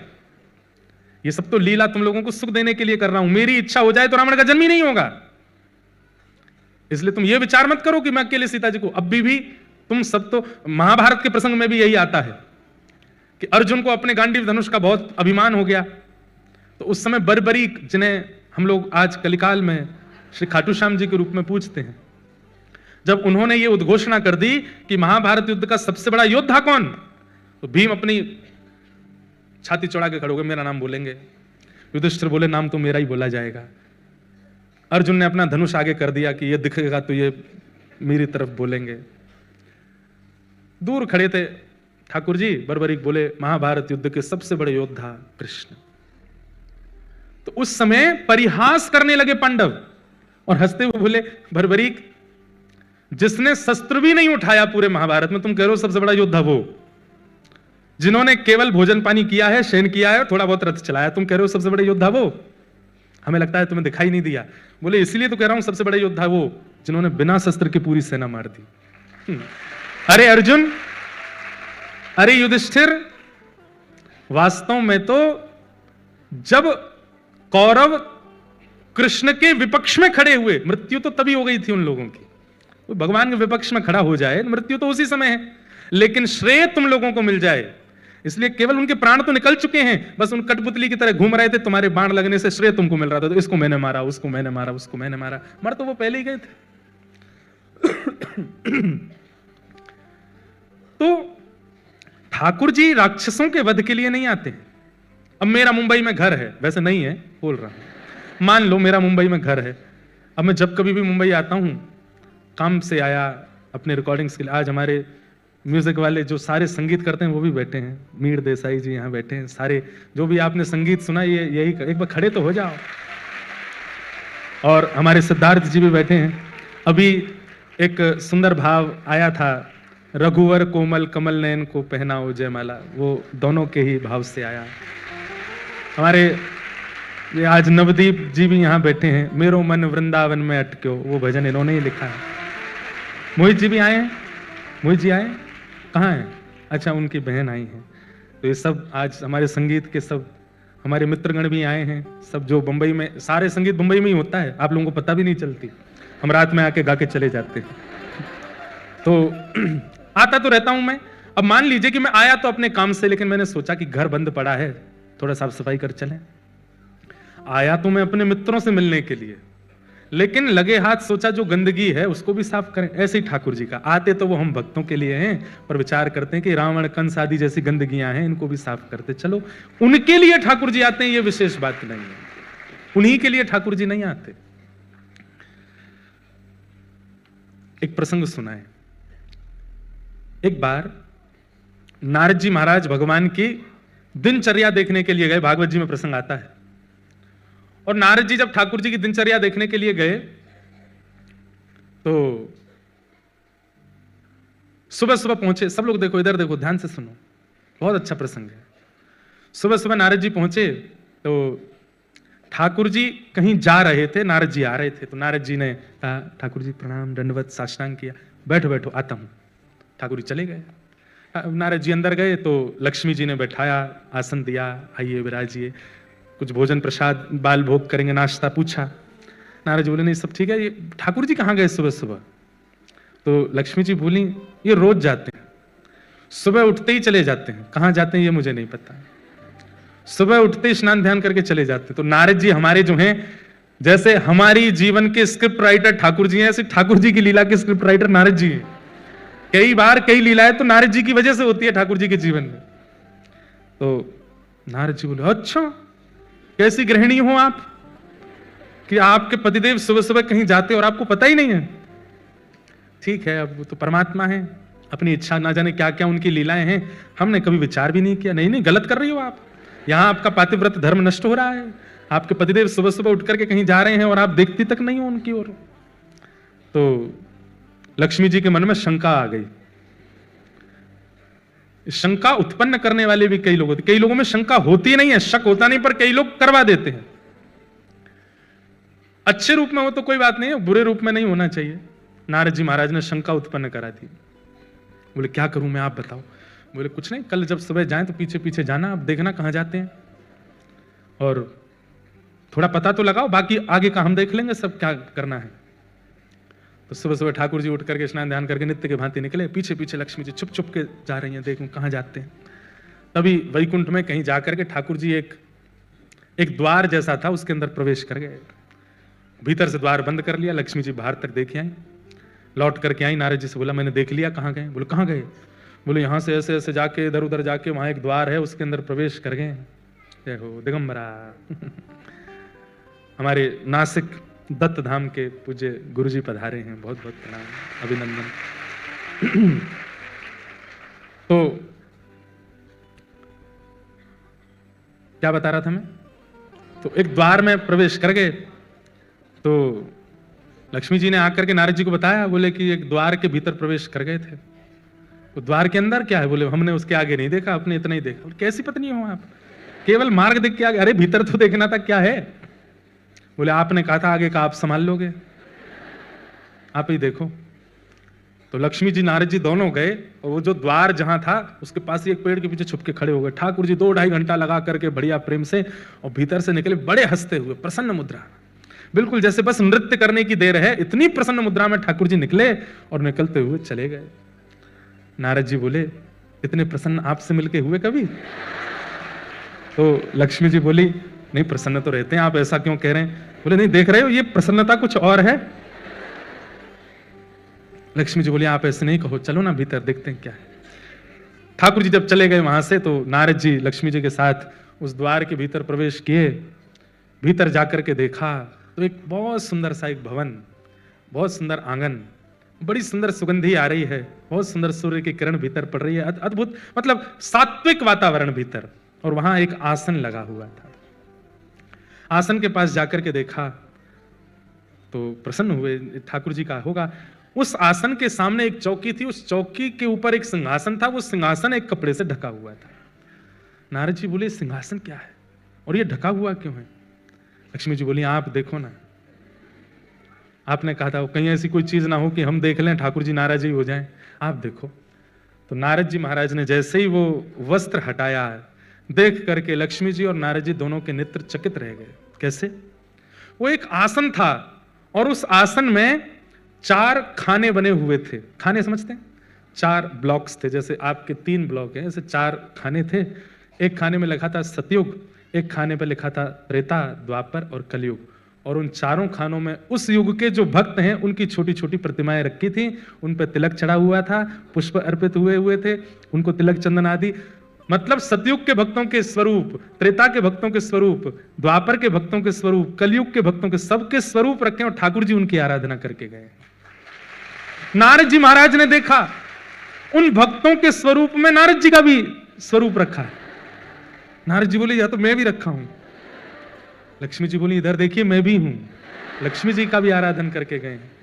वहां पर मीराबाई का भी स्वरूप है, गोस्वामी तुलसीदास जी का भी स्वरूप है, हमारे श्री तुकाराम जी महाराज का, ज्ञानेश्वर माउली का, सबके स्वरूप विराजमान, और ठाकुर जी उनको प्रणाम कर रहे थे। देख करके नारद जी के नेत्र सजल हो गए। बोले कैसे भक्त वत्सल हैं ठाकुर जी, पूरा विश्व इनको वंदन करता है और वो अपने प्रत्येक भक्त का वंदन करते। मेरा सुमिरन हरि करें, ध्यान से सुनिएगा, मेरा सुमिरन हरि करें। भक्ति की पराकाष्ठा क्या है?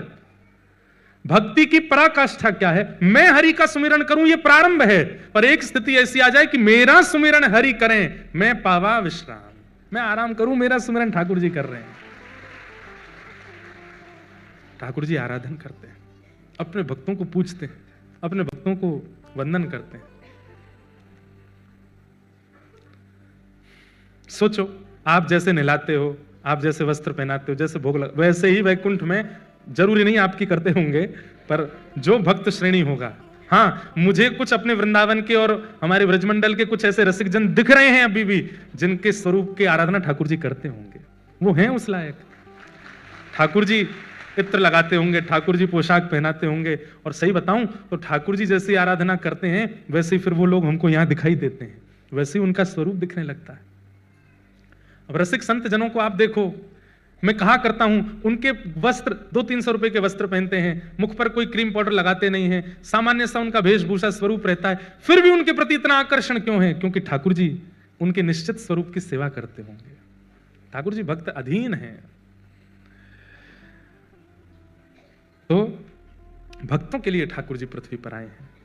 आगे यहां सूत जी महाराज ने अनेक विषय कहते हुए भगवान के अनेक अवतारों का वर्णन किया और श्रीमद् भागवत की रचना का भाव बताया।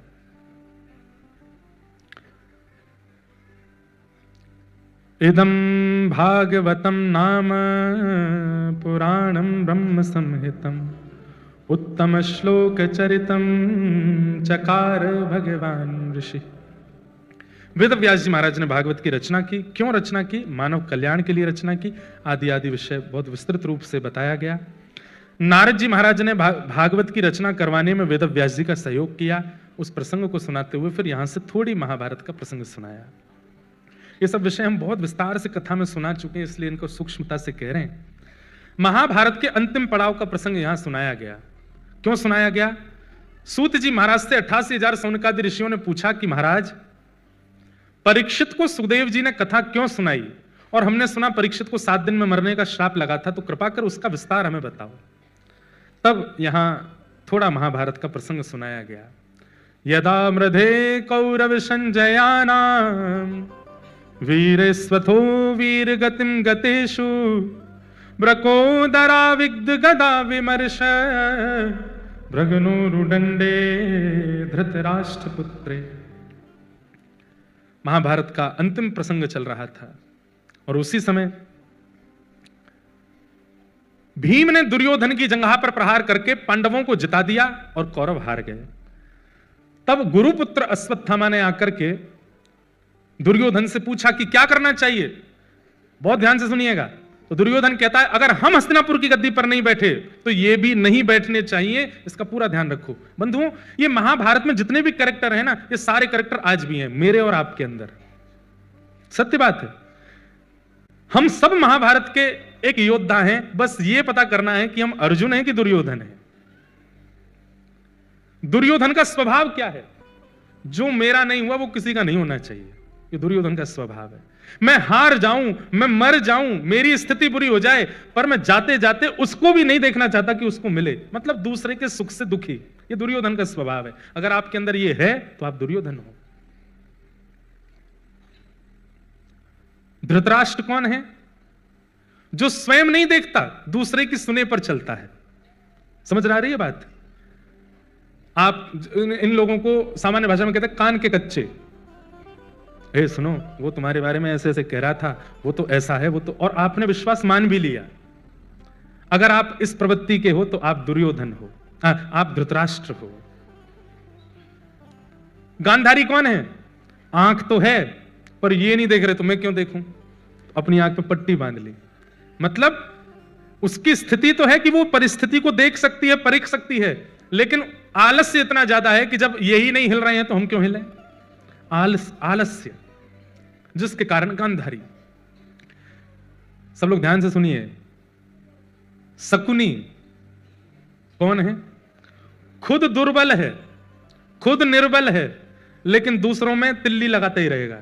तुम ऐसा करो, तुम ये कर सकते हो, तुम ये तुमसे होगा। और जब पूरी महाभारत हो जाए तो बैठे बैठे देख रहे सब खत्म, सर्वनाश करवा दिया। और सर्वनाश कराने के बाद में कुछ सोचना चाहिए था ना तुमको।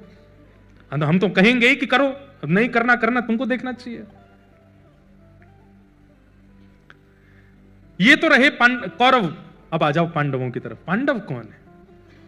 हमें अपने जीवन की महाभारत में कौरव नहीं बनना है, पांडव बनना है। क्यों? क्योंकि पांडवों का संग ठाकुर जी करते हैं, पांडवों का साथ ठाकुर जी देते हैं। सबसे पहला नाम युधिष्ठिर। युधिष्ठिर का स्वभाव क्या है? धर्म, इसलिए उसका नाम धर्मराज युधिष्ठिर है। धर्म है उसका स्वरूप। अगर कोई अधर्म है और उस अधर्म में फायदा ज्यादा है तो भी वो नहीं करेगा। है तो अधर्म ही, नहीं करूंगा।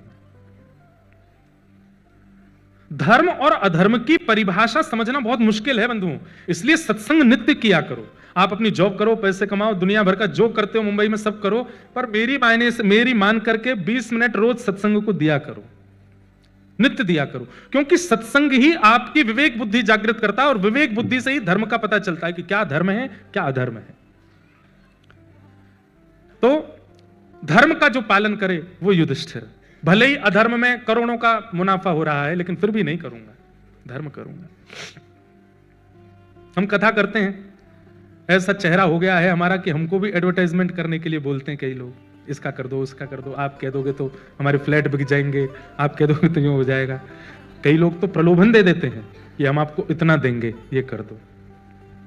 मन में भाव आता नहीं, इसके लिए वाणी नहीं है, इसके लिए स्वरूप नहीं है, इसके लिए बुद्धि विवेक नहीं है। बुद्धि विवेक कथा कह के कहने के लिए, कथा कह के दक्षिणा हम ले लेंगे, पर हां धार्मिक प्रचार कर देंगे, किसी महाराज जी के मंदिर का प्रचार कर देंगे, किसी की सामूहिक विवाह हो रहे हैं कन्याओं के, उसका प्रचार कर देंगे, गौशाला का प्रचार कर देंगे, वहां दान पुण्य कर। पर किसी के व्यापार का प्रचार और तुम उसके लिए करोड़ दो और मैं स्वीकार करूं, ये अधर्म। ये एक बात बताई मैंने, ऐसे अनेक बातें होती हैं जहां आप धर्म और अधर्म का आकलन करके अपने जीवन के निर्णय लेते हैं, वही युधिष्ठिर है। दूसरा नाम आता है भीम। भीम का स्वरूप क्या है? बल। भीम बलवान है।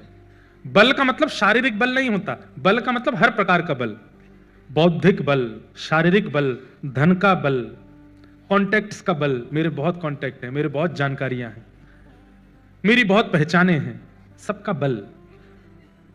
पर सबका बल होते हुए भी उस बल का दुरुपयोग ना करने वाला वो भीम है। कई लोग होते हैं वो बल का दुरुपयोग करते हैं, चाहे वो धन का हो, चाहे वो शरीर का हो, बुद्धि का हो, उसका दुरुपयोग करते हैं।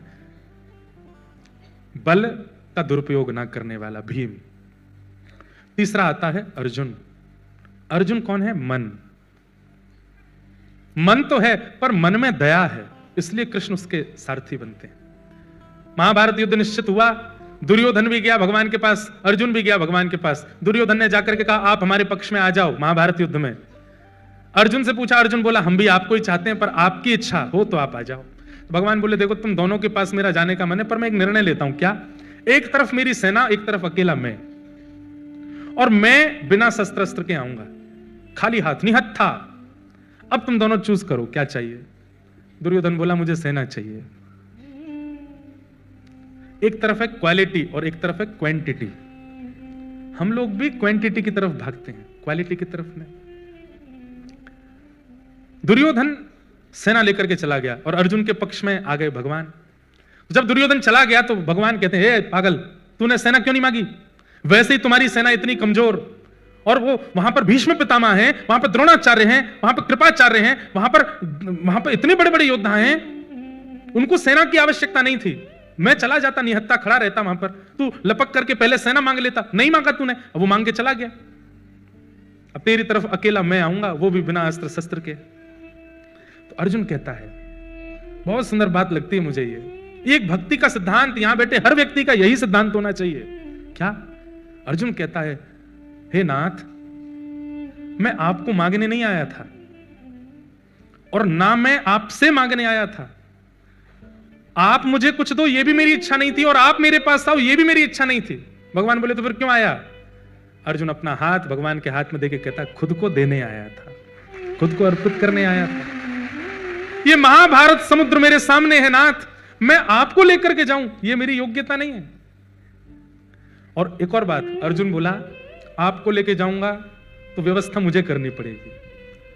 क्या खाओगे, कब खाओगे, कहां सोओगे, 8 बार तो भोजन करते हो आप, अष्टयाम सेवा होती ठाकुर जी की।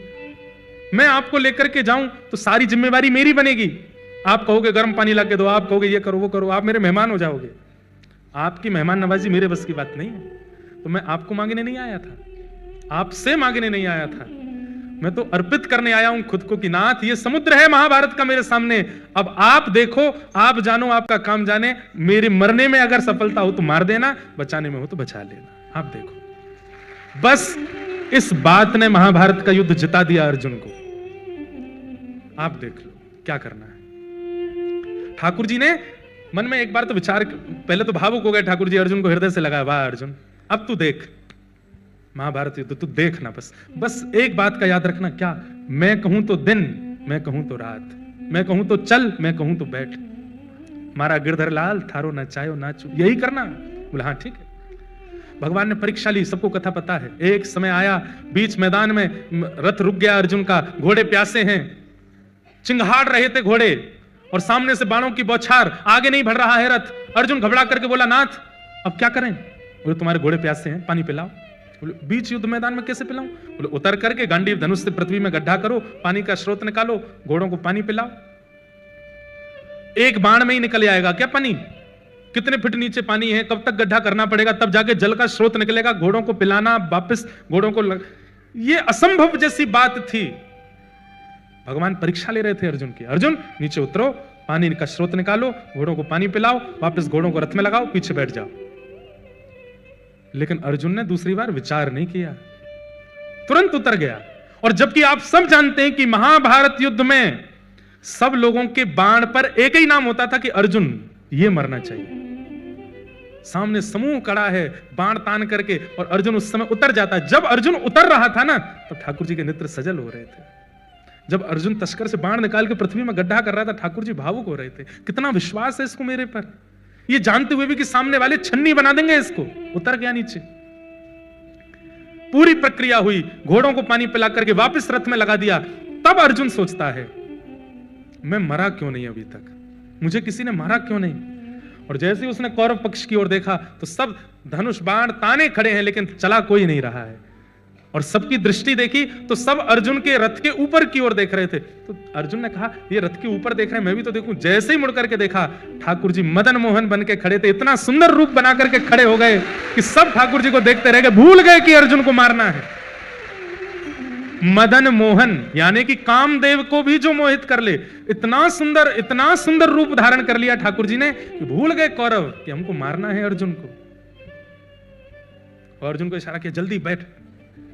अर्जुन लौट करके आया, आके बैठ गया, तुरंत सामान्य हो गए। सब कौरव आंख मीटते रह गए, बोले ये सब क्या हुआ, हमने मारा क्यों नहीं? बोले हम तो इनके रूप को देखते रह गए। तुमने क्यों नहीं मारा? बोले मैं तो ओष्ठों की मुस्कान पे ही बावड़ा हो गया था। तूने क्यों नहीं मारा? बोले मैं तो आंखों की मटकाहट देख रहा था। तूने क्यों नहीं मारा? बोले आहा कैसी जुल्फें इनकी, मैं तो उसी में ही रम रहा था। ये ऐसे योद्धा हैं जो अपने स्वरूप से मार देते हैं सैनिकों को। तो महाभारत में अर्जुन बनो, युधिष्ठिर बनो, भीम बनो, तब इस संसार रूपी महाभारत के तुम पांडव हो और कृष्ण आपके सारथी बनेंगे।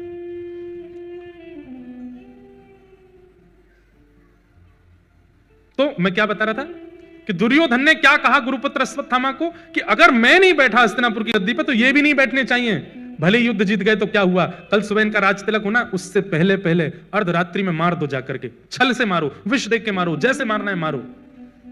अश्वत्थामा अर्धरात्रि में गया मारने के लिए, लेकिन जाको राखे साइया मार सके ना कोई। भगवान आधी रात में ही पांडवों को लेकर के कहीं और चले गए। द्रौपदी के 5 पुत्र सोते रह गए, अश्वत्थामा ने उनको मार दिया। प्रातःकाल होती अश्वत्थामा को दंड दिया। अश्वत्थामा ने अपने दंड का बदला लेने के लिए उत्तरा के गर्भस्थ शिशु को नष्ट करने के लिए ब्रह्मास्त्र छोड़ दिया। भगवान ने उत्तरा के गर्भ में प्रवेश करके उस बालक की भी रक्षा की, और वही बालक जन्म लेकर के भागवत का श्रोता परीक्षित बना। हमारे पूज्य दादा गुरुदेव अनंत श्री विभूषित श्रीमद रामानुज प्रपन्नाचार्य गुरु जी 21 दिसंबर को उनकी तिथि थी, 29वां वैकुंठ उत्सव था। मैं 6 महीने की आयु में था तब गुरुदेव का भगवत धाम गमन हुआ, पर उन्हीं की कृपा है हम पर, हमारे पूरे परिवार पर, पूज्य पिताजी पर। श्रीमद् भागवत की ऐसी अद्भुत व्याख्या करते थे वो। इस प्रसंग में वो एक बहुत अच्छी बात कहते हैं, मातृ गर्भ में जब बालक होता है वो बहुत, सब माताएं जानती हैं, बहुत सेंसिटिव और बड़ा खतरे का समय होता है जब गर्भ में बालक होता है। आज भी पूरे विश्व भर में कितने बालक गर्भ में आने के बाद भी जन्म नहीं ले पाते, उनका वहीं से ही प्रस्थान हो जाता है। लेकिन भगवान ने सबके बालकों को तो नहीं बचाया। उत्तरा के बालक में ऐसी क्या विशेषता है कि ठाकुर जी उसके गर्भ में प्रवेश कर गए और उसकी रक्षा करके आए। तो हमारे रामानुज गुरु जी एक बहुत अच्छी बात कहते थे, बोले क्योंकि ठाकुर जी को पता है, ये रामानुज गुरु जी पूज्य पिताजी के गुरुदेव, हमारे दादा गुरुदेव, शिक्षा गुरु, पिताजी के दीक्षा गुरुदेव तो श्रीमद गरुड़ ध्वजाचार्य जी महाराज हैं। आप दीक्षा नहीं देते थे तो आपने पिताजी को पढ़ाया, और कभी आप कहीं पढ़ा होगा यूट्यूब पे, कभी सुनिएगा कि पिताजी को आपने कैसे पढ़ाया, अद्भुत है। तो आप कहते थे कि भगवान ने ये देखा कि उत्तरा के गर्भ का जो बालक है ये कौन है, बोले कालांतर में भागवत का श्रोता है, मेरी कथा का श्रोता बनने वाला है। इसलिए ठाकुर जी ने उसको गर्भ में जाकर के रक्षा की, क्योंकि इसके श्रोता बनने से लाखों लोगों को कथा सुनने को मिलेगी। तो कहीं ना कहीं मैं और आप भी अपने मातृ गर्भ में भगवान के द्वारा रक्षित किए गए हैं, क्योंकि आज हम कथा सुन रहे हैं, हम भी कथा के श्रोता हैं। मातृ गर्भ में हम भी, हमारी भी रक्षण ठाकुर जी ने ही किया है। पूरे विश्व में जितने भी लोग जन्मे हैं, सब लोग जन्मे हैं अपने प्रारब्ध से, अपने पूर्व के कर्म से, अपने किसी कर्म की पूर्ति के लिए उनका जन्म हुआ। लेकिन कथा में आकर के यदि व्यक्ति बैठा है तो इस बात को प्रमाणित मान ले कि मेरा जन्म इसीलिए हुआ था कि आज का दिन मैं देख सकूं, कथा श्रवण कर सकूं। इसी के लिए ठाकुर जी ने बचाया कि तुम कथा सुन सको, और कथा सुनकर के अपने जीवन में वो अद्भुतता का अनुभव कर सको। परीक्षित की भगवान ने रक्षा की। जैसे ही भगवान वहां से प्रस्थान करने लगे, कुंती ने भगवान की स्तुति गाई। भुआ कुंती, बहुत अच्छी स्तुति है कुंती की। पूरी स्तुति तो नहीं गाऊंगा, लेकिन एक स्तुति का एक श्लोक है, वो श्लोक आपको सुना दूं। यथा ऋषिकेश खलेन देवकी कंसेन रुद्धार्ति चिरं सुचार्पितम् विमोचिताहं च सहात्मजा विभो त्वयैव नाथेन मुहुः विपद्गणात्। बहुत अच्छी बात। कुंती को तो सब जानते हैं, ज्यादा इनका प्रस्तुतिकरण तो देना आवश्यक नहीं। पांडवों की माताजी, भगवान की भुआ कुंती, भुआ कुंती भगवान से, अपने भतीजे से कह रही हैं कि आप अपनी मैया देवकी से भी ज्यादा मुझसे प्रेम करते हैं, यह बात मुझको पता है। तो भगवान बोले किसी पुत्र से ऐसा कहना कि तुम अपनी मां से ज्यादा मुझसे प्रेम करते हो, यह कैसे संभव हो सकता है? मां से ज्यादा प्रेम थोड़ी कोई कर सकता है अपनी किसी और मां को। आपके पास इसका क्या प्रमाण है? तो कुंती कहती है, कंस ने आपके जन्म लेने से पहले 6 बालकों को मार दिया। देवकी मैया के 6 बालकों को मारा था कंस ने। आपने उनकी रक्षा नहीं की, पर मेरे 5 बालकों की छाया बनकर के रक्षा कर रहे थे, हर स्थिति में रक्षा कर रहे थे। इसलिए मुझे यह बात लगती है कि आप मुझसे बहुत प्यार करते हैं, बहुत प्रेम करते हैं। पर बात यह विशेष नहीं थी, बात अगली विशेष है। अगली बात में कुंती क्या कहती है? आप मुझसे बहुत प्रेम करते हैं तो मुझे पता है, पर मेरी भी सुन लीजिए। बोले क्या? त्वयैव नाथेन मुहुः विपद्गणात्। मेरे पुत्र खड़े हैं, मेरा पूरा परिवार खड़ा है, सर्वस्व खड़ा है, सबके सामने कह रही हूं त्वयैव नाथेन।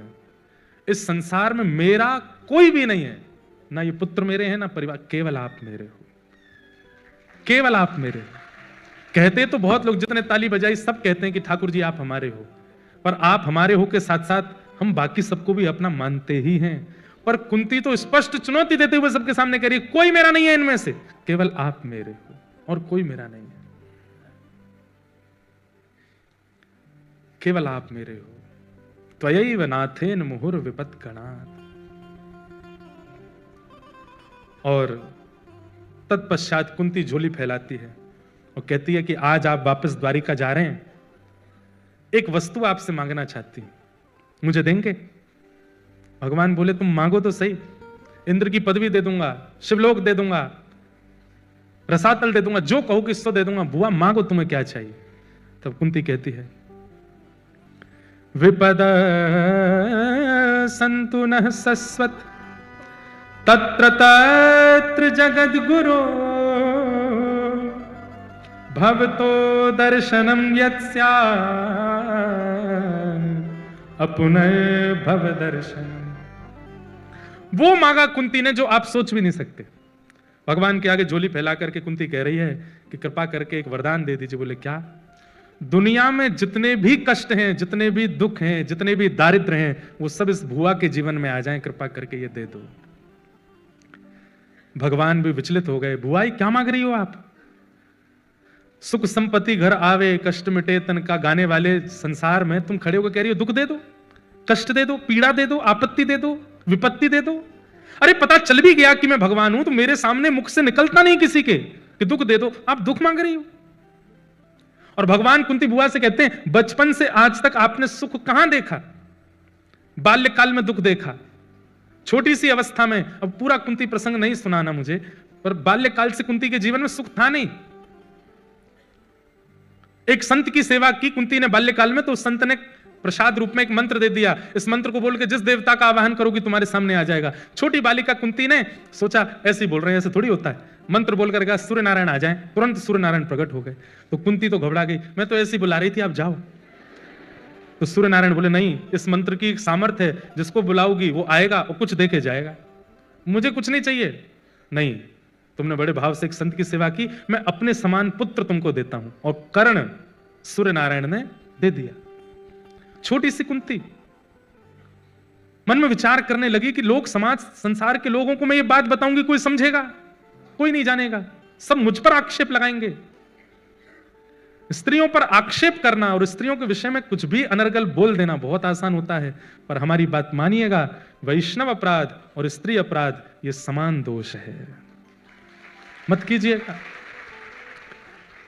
परिस्थिति सबके जीवन में आती है, सबके जीवन की कोई ना कोई बात होती है, पर उसका सम्मान करना यदि आप नहीं सीखे हैं तो आपका भजन साधन सब व्यर्थ है। कुंती ने मन में विचार किया, कौन समझेगा मेरी बात को? लता पत्रों में लपेट करके कर्ण को बहा दिया नदी में। वही फिर एक धोबी की पत्नी ने गोद लिया और बाद में बड़े होकर के वही कर्ण बना जो कौरव पक्ष में रहा। कर्ण जानता है कि कुंती मेरी मां है, कृष्ण जानते हैं कि कर्ण कुंती का बेटा हो, कुंती जानती है कि कर्ण मेरा बेटा है। बहुत विचित्र कथा है महाभारत की। पति पांडु महाराज, उनको शाप लगा हुआ था कि अपनी पत्नी के पास सहवास की भावना से जाओगे तो तुम्हारी मृत्यु हो जाएगी। बच्चे 5 देवताओं की कृपा से जन्मे, इन्हें भी बचपन से दुखी देखना पड़ा। पांडु महाराज की मृत्यु के बाद कौरवों ने शासन अपने वश में कर लिया, इनको वन में छोड़ दिया। वन में मारे मारे बच्चे बच्चे फिरते रहे जैसे तैसे। महाभारत युद्ध हुआ। सब कुछ करने के बाद भुआ, ध्यान से सुनिए सब लोग, बचपन से लेकर के अब तक की स्थिति पूरी दिखा दी भगवान ने। मुझे पूरी स्थिति में भुआ ये बताओ तुम सुखी कब थी? कभी भी नहीं। और आज जब युधिष्ठिर आदि पांडव जीत गए, आज जब बैठने वाले हैं हस्तिनापुर की गद्दी पर, मुझे लगता है आपको आदत हो गई है दुख भोगने की। मेरे आगे झोली फैला के फिर कह रही है दुख दे दो। कितना तो दे दिया, सब कुछ तो देख लिया आपने अपने जीवन में, अब सुख की घड़ी आई है फिर दुख मांग रही हो। कुंती का उत्तर, बंधुओं, कथा का मतलब आपको स्टोरी नहीं सुननी है। कथा का मतलब पूरी स्टोरी है भी नहीं। स्टोरी मतलब झूठ, ये स्टोरी नहीं है, वास्तविकता है। ये सुनने का तात्पर्य क्या है कि इससे हमने सीखा क्या? कुंती से क्या सीख रहे हैं? सब कुछ भगवान ने दिखा दिया कि तुमने इतना दुख देखा, इतना दुख देखा। हम आप सब लोग होते ना तो सिंपैथी के मारे रोने लगते। क्या बताऊं, मैंने सब सहा। हम ऐसे हैं, हमारे जब कोई दुख बताता है ना, अरे भैया तुम तो बड़े ब्रेव हो, तुमने बहुत सहा है। नहीं सर, पता है उस समय मैंने ऐसे किया था, मेरी जगह कोई और होता फांसी से लटक जाता, पर मैंने सहा।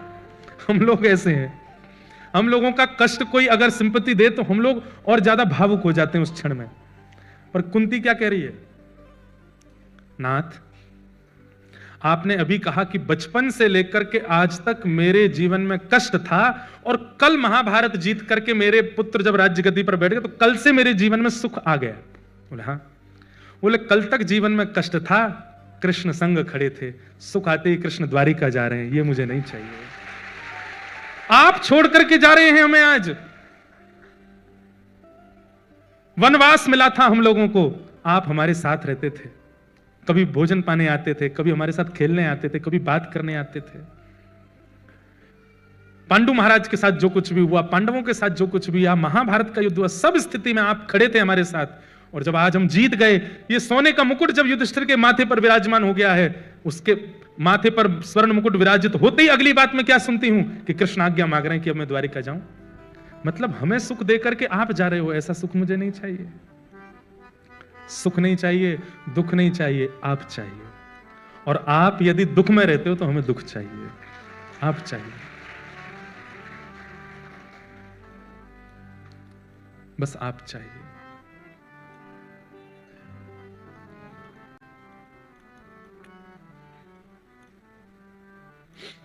कुंती ने भगवान की स्तुति गाई।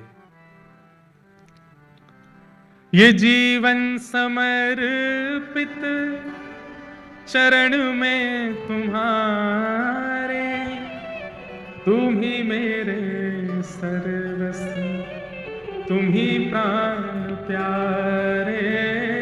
ये जीवन समर्पित चरण में तुम्हारे, तुम ही मेरे सर्वस्व, तुम ही प्राण प्यारे।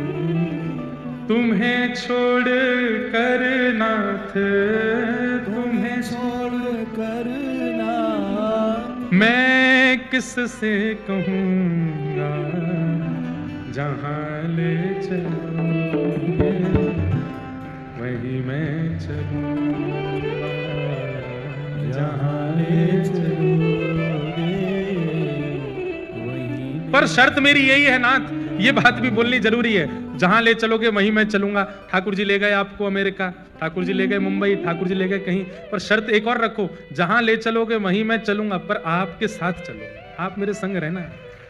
अगर विदेश भी भेज रहे हो ना तो मेरे साथ मत छोड़ना, मुझे साथ ही रखना। मेरी बस आपसे यही प्रार्थना है, जो देना है दे दीजिए। जीवन में जैसी परिस्थिति प्रकट करनी है मुझे सब स्वीकार है, पर आप मुझे भूलना नहीं, मैं आपको भूलूं ना, ये विस्मृति मेरे चित्त से नहीं जानी चाहिए। सदा 24 घंटे हारी बीमारी पीड़ा हर स्थिति में आपका चिंतन मेरे चित्त से जाना नहीं चाहिए ना। बस इतना कर दीजिए, मुझे आपकी हर परिस्थिति स्वीकार है।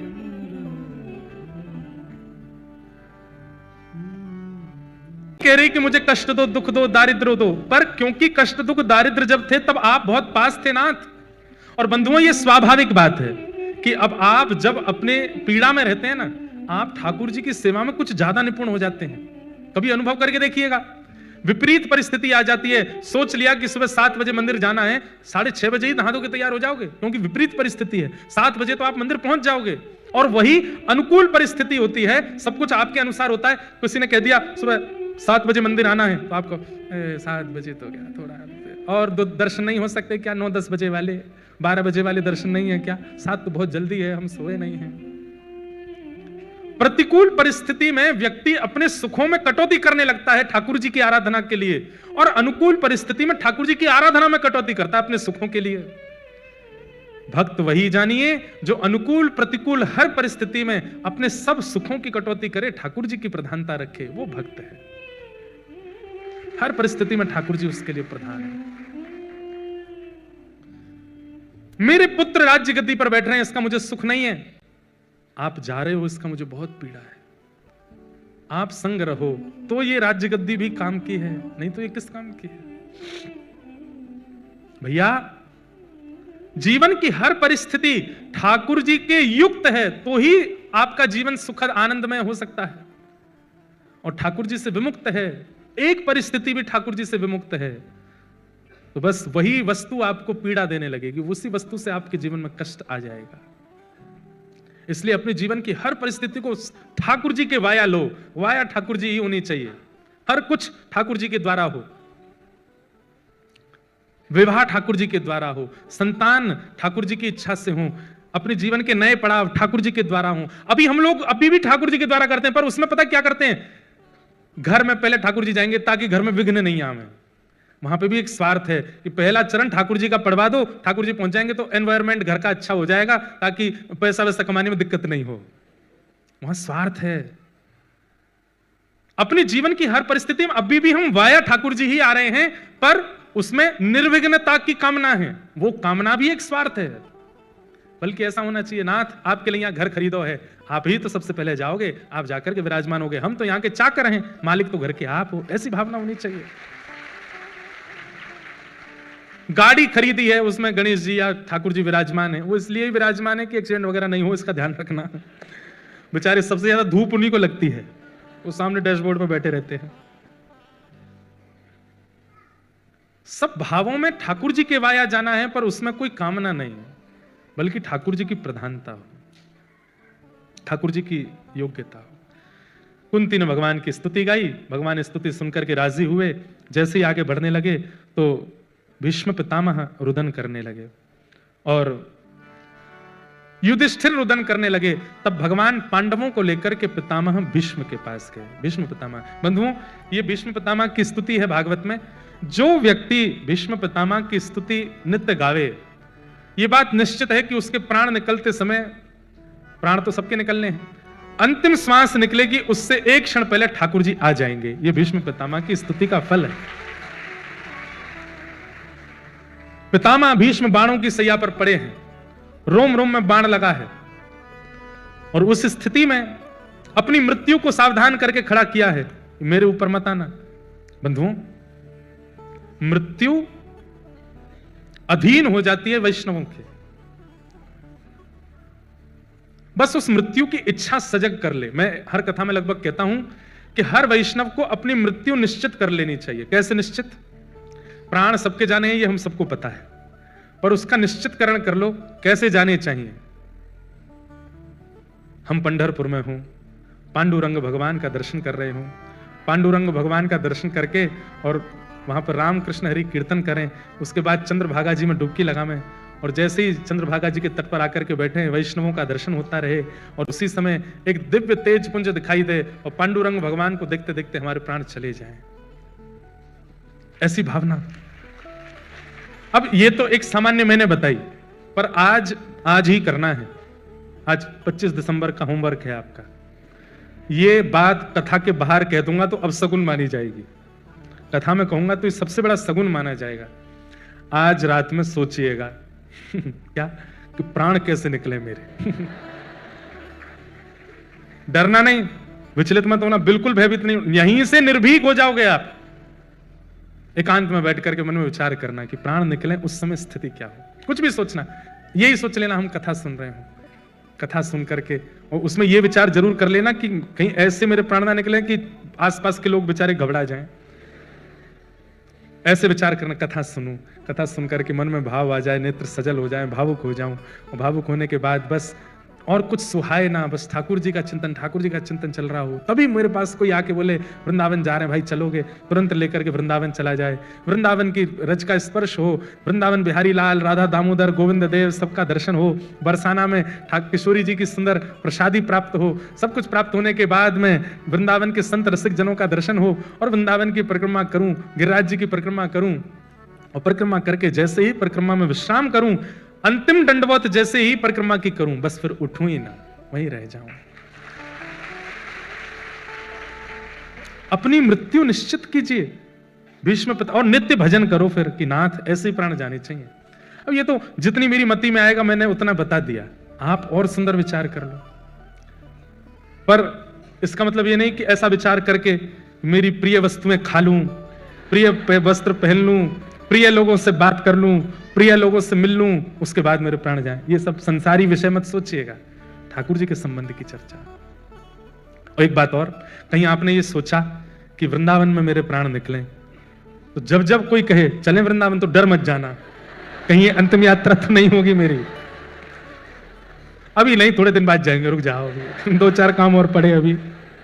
ऐसा नहीं, निर्भीक हो जाइए। लेकिन अपनी मृत्यु सुनिश्चित कीजिए। हम आपसे एक बात कह रहे हैं, यदि आप नित्य भजन करते हैं, नित्य सत्संग करते हैं और आपने मृत्यु निश्चित कर ली, वैसे ही होगी जैसे आपने निश्चित की।